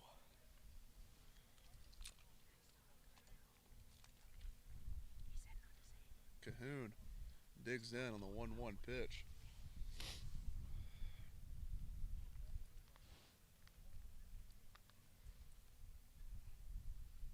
Pitch is on its way. The curveball is going to miss just low in the dirt. I guess the dirt. I mean, what do you call it? In the turf? In the turf? It doesn't sound right. I know. Miss Jenny Swafford really coming in clutch here with the hot I chocolate. know, my goodness, that feels good on the throat. I'm going to have to call Daniel after this and tell him that I finally got his hot chocolate. Daniel made the call, made the SOS call, and we ended up coming through. Cade Cahoon puts one up in the air toward right field. The right fielder, Brennan, camps out under it for out number 2. So now, flip back to the top of the order. Parker Cosby up to hit for the Lions.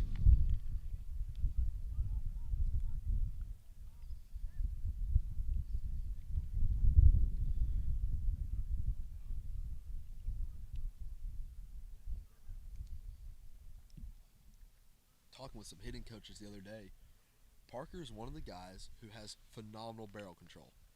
He does, and that's why it's so hard to get the guy out. The pitch in the turf for ball 1. I just don't even like the way that sounds. It just doesn't even sound right. Turf looks good when you're looking at it, but sounds bad when you say it. It's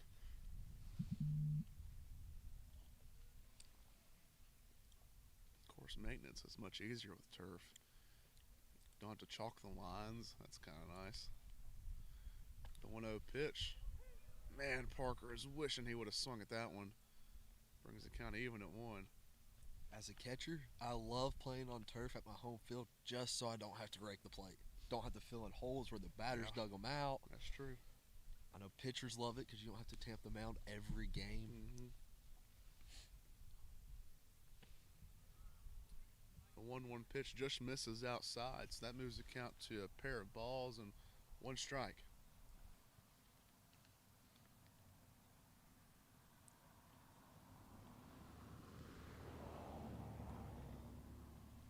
Looks like the left fielder backed up a little bit after Parker's last AB. Yeah, it does. Parker gets swing on it just early, though. Fouls it off back behind the catcher. So now 2 balls and 2 strikes and 2 outs here in the bottom of the 4th inning. Parker, wearing number 5, is a team captain. He is the guy you want behind the plate to motivate guys. Absolutely.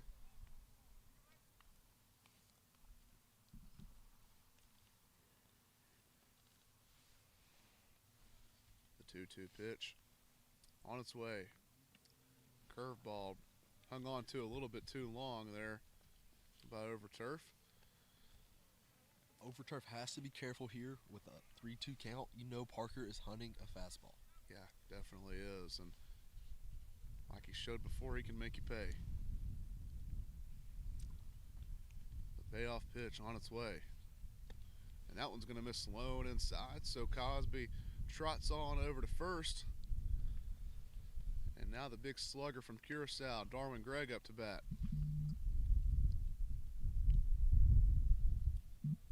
As a center fielder, Darwin's very vocal.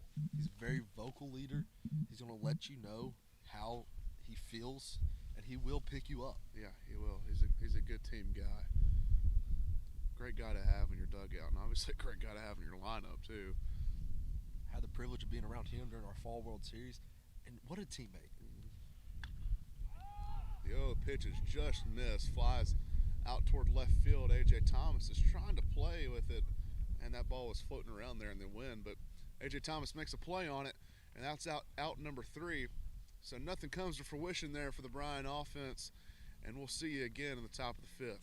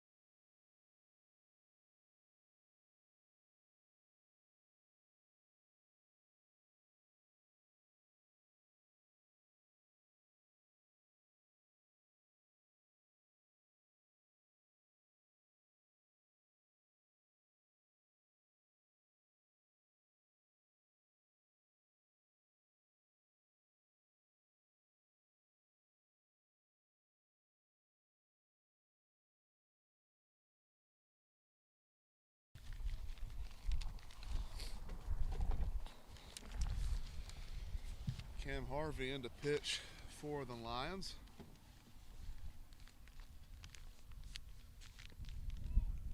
Strike one called, and Cam is a good pitcher, and I'll tell you, he's one to look out for as Bryan continues the season, and he'll be making his mark as one of the candidates to take over that ace position after Cuomo leaving last year. One thing you really don't hear a lot about Cam is he is a smart guy. He is smart. Engineering major, very smart guy. He is smart. And not only that, this guy's, I believe, from Statesboro, Georgia, and he was better at basketball than he was at baseball. This man beat out Colin Sexton for Georgia Player of the Year in high school. So this guy is an athlete and had some really, I think he had an offer from Ohio State, I believe. And so this guy, he's an all-around athlete, and decided he wanted to go with baseball, though. Loves baseball. We're glad to have him here at Bryan. Watched him a little bit during the fall, play some basketball to shoot around. He still got it. Go-to pitch. Just watch it go by. Strike three called. So number 8, Cam Harvey starts off with a strikeout.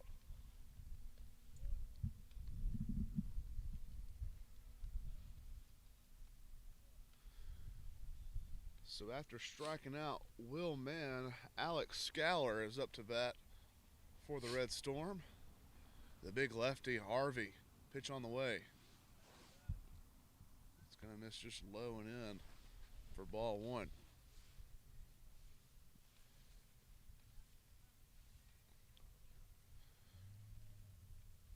The 1-0 pitch from the big southpaw on the way. Scaller's going to offer at it. It's going to be fouled off back behind the first base dugout. So now the count's 1-1. One thing we haven't talked about is, as a pitcher, you're used to pitching in these cold situations. Much longer does it take you to warm up? I tell you, I love pitching when it's cold like this. If I'm going to be outside, I'd like to be pitching, because once you start warming up, you really do. You do get warm pretty quickly. But the one thing I will say is, man, your hands are still cold. If you've ever watched a Major League Baseball game, you've seen those guys blowing in their hands, trying to warm them up, and it's hard to grip a baseball when your hands are that cold. 2-1 pitch is offered at it. It's going to be popped way up in the air, about 2 light poles high. Bass is going to make a move on it. Parker's going to make a move on it, and Cosby is the one who catches it for out number 2. That was way up there. That's what you call a home run in an elevator shaft. That ball was high. So after Scaller pops up to the catcher, number 6, Maddox Mead, is up to hit for the Red Storm.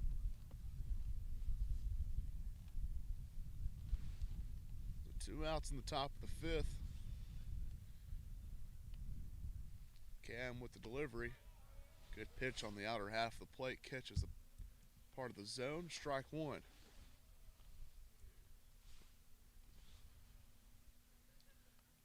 Harvey comes set. And now the delivery. Another great fastball on the outer half of the plate. Swung on and missed by Mead. Quickly brings the count to 0-2. Cam may not throw 100 miles an hour, but it moves. Yeah, it's 85, and that thing is moving like a mug. And almost snuck one by with a 2-seam fastball on the inner part of the plate.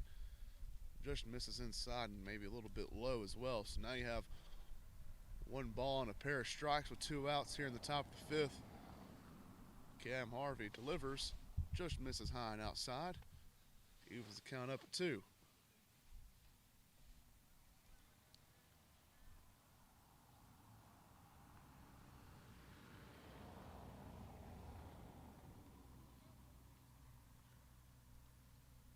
The 2-2 pitch. Barely misses outside. Sometimes it's hard to rein in that pitch when you have so much arm side to run. You kind of have to start it over the heart of the plate and just trust it.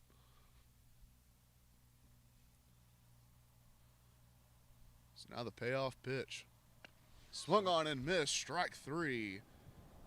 And Cam Harvey, 1-2-3, impresses for the Lions.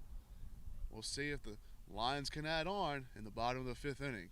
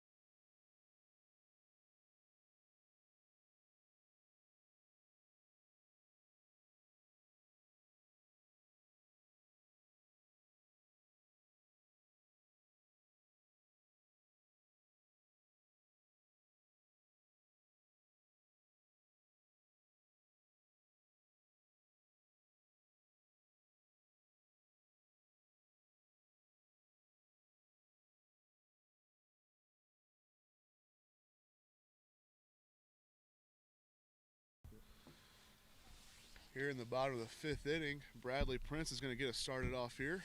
New pitcher in for Rio, Evan Lewis, lefty, freshman. The curveball is going to miss, slowing outside. Prince has proven to be one of our better hitters in this lineup, sitting in the 3-hole, and he's done some damage today. Prince watches the fastball go by. Strike number 1. Coming into the series, nobody really knew what our lineup would look like. I know, some big holes in the lineup, and it looks like some guys are filling them. Prince is one of those guys. That curveball falls in there for a strike. 1-2. The 1-2 pitch swung on. Big breaking ball there. The drop third strike. Prince runs on to first, but not before the throw is made for out number 1. Lost some big bats from last year, but also brought in some big bats. Absolutely. And even some guys, big bats that were already here, but they're kind of getting their opportunity to make a difference this year. Will Cantrell, Kiko Garcia, Daniel Dryden, guys like that. Now Bass Cooper. He's a familiar face here at Bryan. The big switch hitter.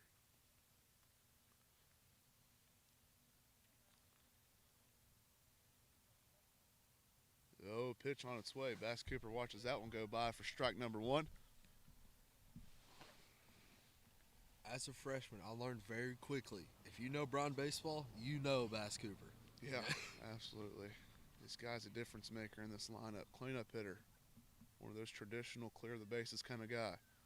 The 0-1 pitch. It's going to miss low and inside. There was 2 guys when I got to campus I was really excited to meet. Bass was one of them. The other one is the guy on deck, Big Grant. Grant Lala. That looked like it might have been a strike from Lewis there, but it's called a ball. 2-1. I thought the second guy you were going to say me, Ethan. You're number 3. I appreciate, Close third. I appreciate Close your third. honesty.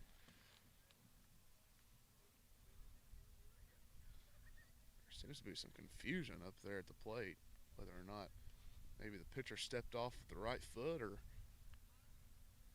I don't know exactly what, but the 2-1 pitch is on its way. Cooper watches it go by, misses just high and inside. Moves the count to 3 balls and a strike. Looks like as the night has gotten colder, the fans have got here more and more. I know, the fans just keep pouring in here on the hill. Love to see that kind of support here. Bass Cooper watches ball 4 go by as it scrapes across the top of his feet. So he'll move on to first after the walk. And big man Grant Lala up to bat for the Lions. If you remember, Ethan, Grant delivered that big home run to center field earlier this game. What feels like forever ago was just 3 innings. I know. Grant shows he has power to all sides of the field. He really does. Not just a pull guy, not just oppo. He can drive it out dead center at pretty much anywhere. Yeah, for sure. And this is the kind of guy that you have to be careful when he pitch. He'll step up a little closer on the plate, and he'll make that outside pitch an inside pitch. And that one's up in the air pretty deep. I think he just caught it off the handle. And Darius Jordan's going to make the catch out in center field for out number 1. Or out number 2, my bad. And now Daniel Dryden up to bat.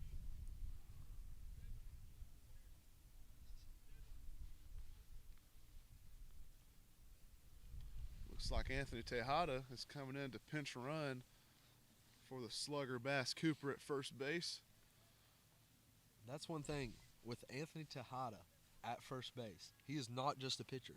He is an athlete. I know, he really is. You have to respect it. Came in as a shortstop, played shortstop his first couple of years here, got moved to pitcher last year, and that's pretty much what he's been focusing on since.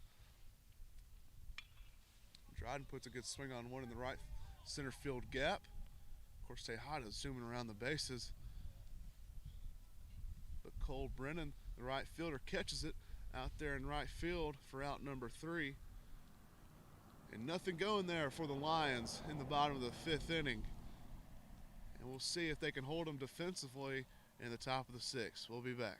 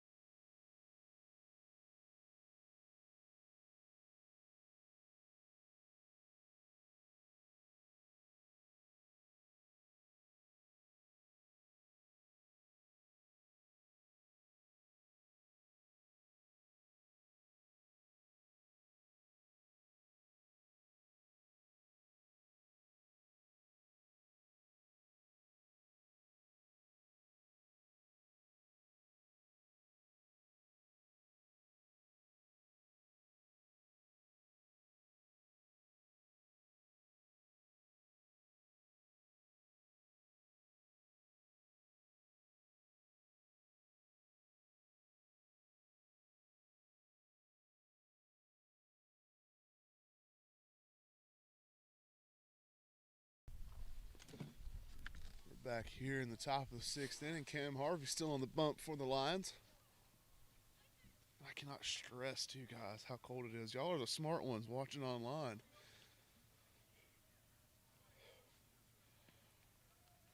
Harvey comes set. Delivers a pitch, strike one swung on. He's one of those pitchers who doesn't even work out of the windup, just keeps it simple and comes right at you.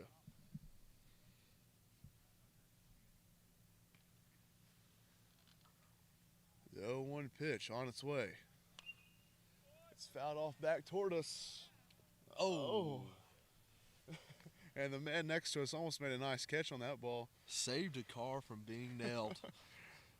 I know the owner of the Mercury is thanking you right now.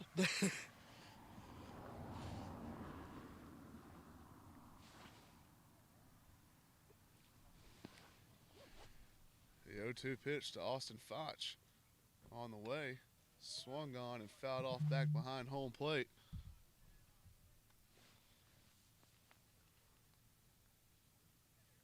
We've talked about how the cold takes its effect on pitchers, catchers, players. It also takes its effect on the umpires. Oh my gosh, you know it does. Those guys are just standing around in the cold. They got to endure this stuff as well. The 0-2 pitch. Big breaking ball almost found the zone. Just a little low and out. Moves the count to 1 ball and 2 strikes. Luckily, the NAIA Umpires, I guess, Association is nice enough to ground up some nice big jackets to block the wind, but it's still cold. Yeah, no doubt. Cam comes set out of the stretch. 1-2 pitch. A little low and a little inside. So now the count's even at 2.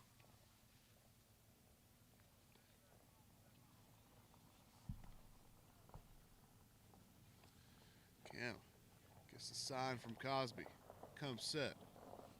Cosby sets up on the outer half of the plate. And Cam just misses low and outside. Got to find it here.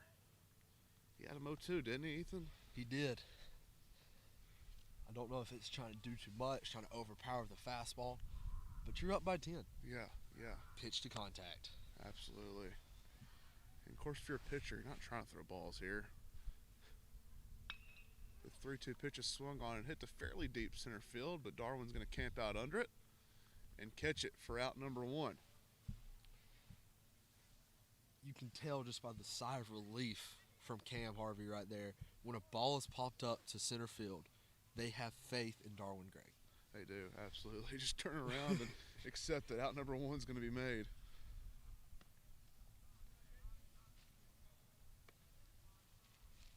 I believe there's some snow on the radar. Just kind of looking at my radar here. Apparently some snow is supposed to be coming in here in the next hour or 2. It is cold enough for that snow to be here. Absolutely. Strike 1 called there on the outer half of the plate. Oh, wow. Quite a bit of snow it looks like here in Dayton, Tennessee. Yeah. Swung on and hit fairly deep down the right field line, but it's going to be foul. You know, the fans at home that are from northern states are thinking we're a bunch of sissies sitting here complaining about the cold. Of course, Rio Grande is from Ohio, so this is pretty warm for them, you know, this time of year. Like, oh, yeah, we'll come down to Tennessee and play in 30-degree weather. It's better than 15. I know you're talking about Gilby yesterday from Alaska. Yeah. He's still not bundled up. I believe the count's actually 1-1. And then that missed pitch there is going to make it 2-1.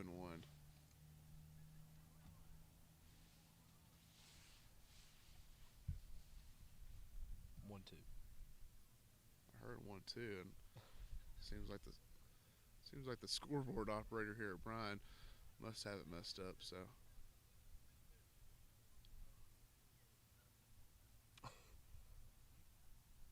the count is 1-2. So we had it right. Should have trusted ourselves. Looks like the dugout is on the scoreboard operator pretty hard right now.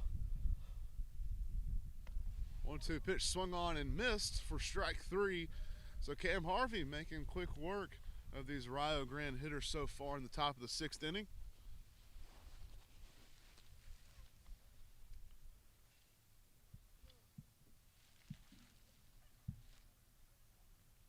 And now number 25 is going to come into bat for the Red Storm, Seth Mills. Don't believe we've seen him so far in this series. Nice righty on lefty matchup. Puts a good swing on one. Hit pretty deep, but it's going to be foul.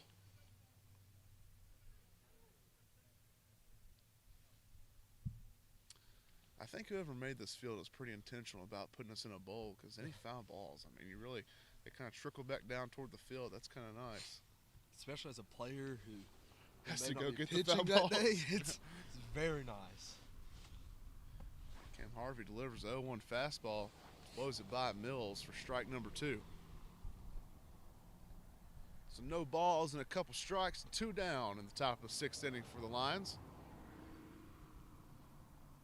Harvey keeping it simple, staying in the stretch, no runners on.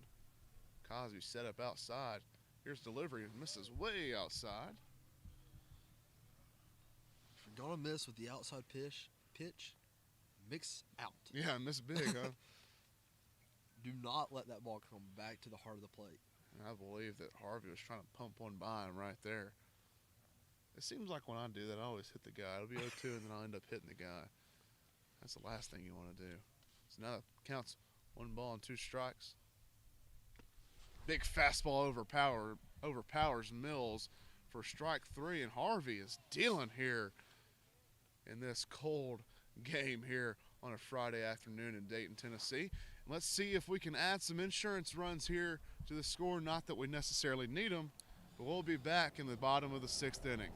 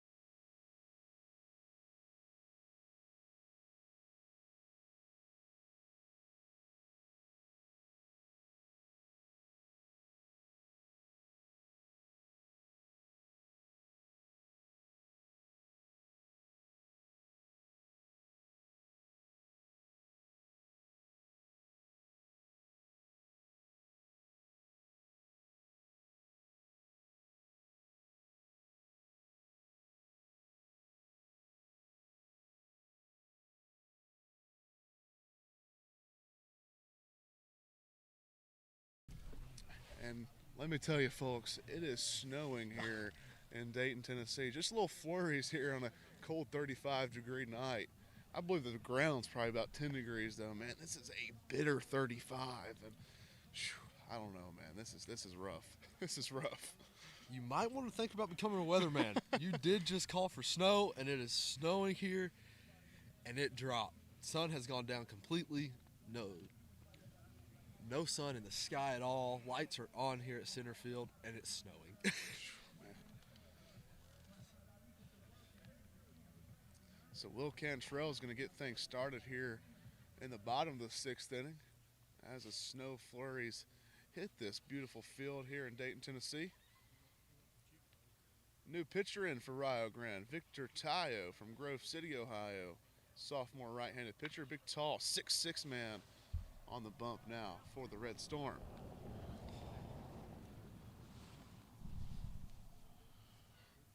kind of discussed briefly over the break of this snow coming in. It's a massive cold front. I know.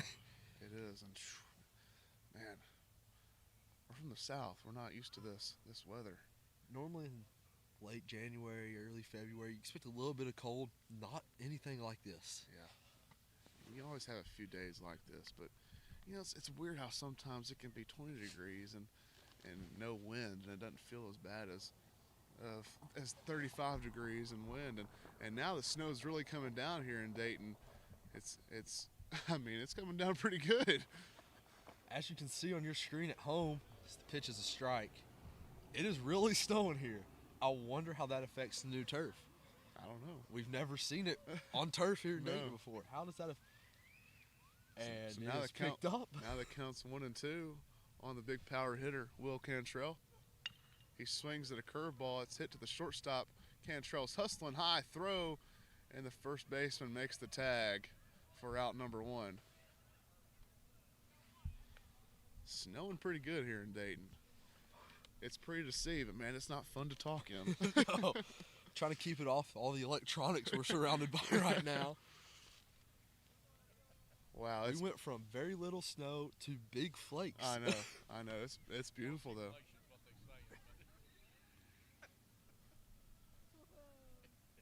How does this affect you as a hitter, as a pitcher, and as a catcher I know, seeing the ball? You have to wonder if it's Dante Morton is going to ground one over to third base and it's going to roll foul.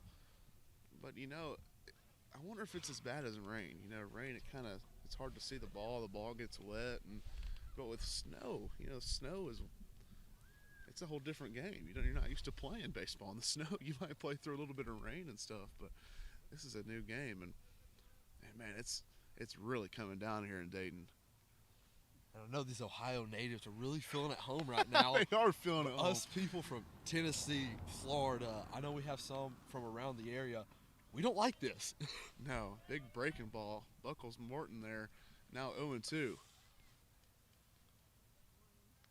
Be interested to see if there's any accumulation on the field after a few minutes. You can hear Ryo yelling, the outfielders talking to the infielders, help me out. It's Morton. hard to see foul balls. Morton fouled one off back behind home plate and almost hit a host of fans. Yeah, and I imagine the visibility has to be hard to see. I mean, it's harder to see the outfielders from here, so I imagine it's harder for them to see what's going on at the plate. Dante Morton digs in for the 0-2. Tayo, big breaking ball there. Not going to catch the zone. 1-2.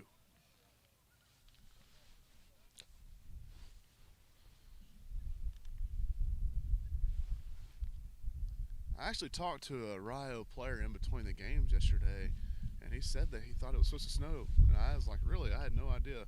Morton is going to ground to the pitcher. Tayo makes a play. Strong throw to first for out number 2. That just proves to you that Rio did their research. They knew what they were coming into before the game more than we did. And maybe those native Ohioans can sense when the snow's coming.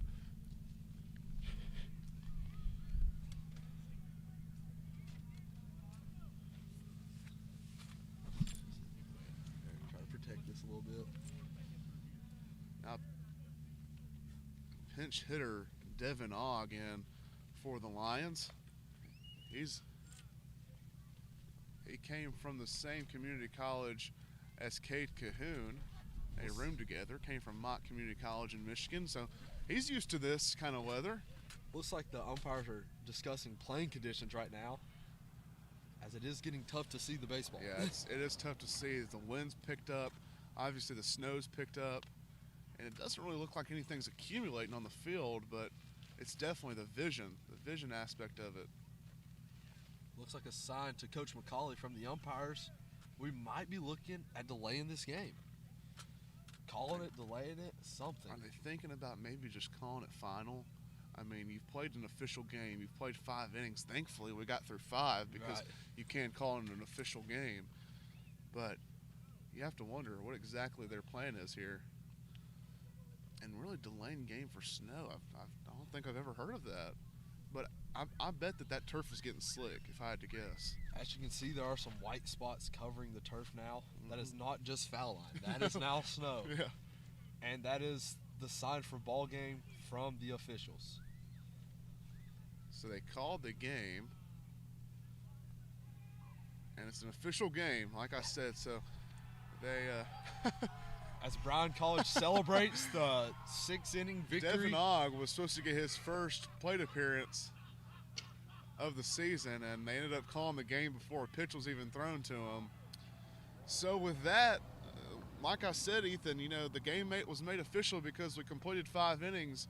We appreciate Rio coming all the way down here to Tennessee to play, and it's been fun. This 4-game series has been fun. I've had 3 different color commentators with me, and I've enjoyed my time with you, Ethan. What'd you think about this game, just real quickly? Some few key highlights is our offense. With Dante starting it off in that 2nd inning rally, followed by the bottom for lineup, flipping it over to Parker with a massive 3-run home run. Our offense showed up finally, and that's what counts. They absolutely did, and that's huge for us. We win the series this weekend 3-1, and after this game, Lions win 10-0. Good night, and God bless. I'm Grayson Whaley with my partner here, Ethan Lamberth. We appreciate you tuning in.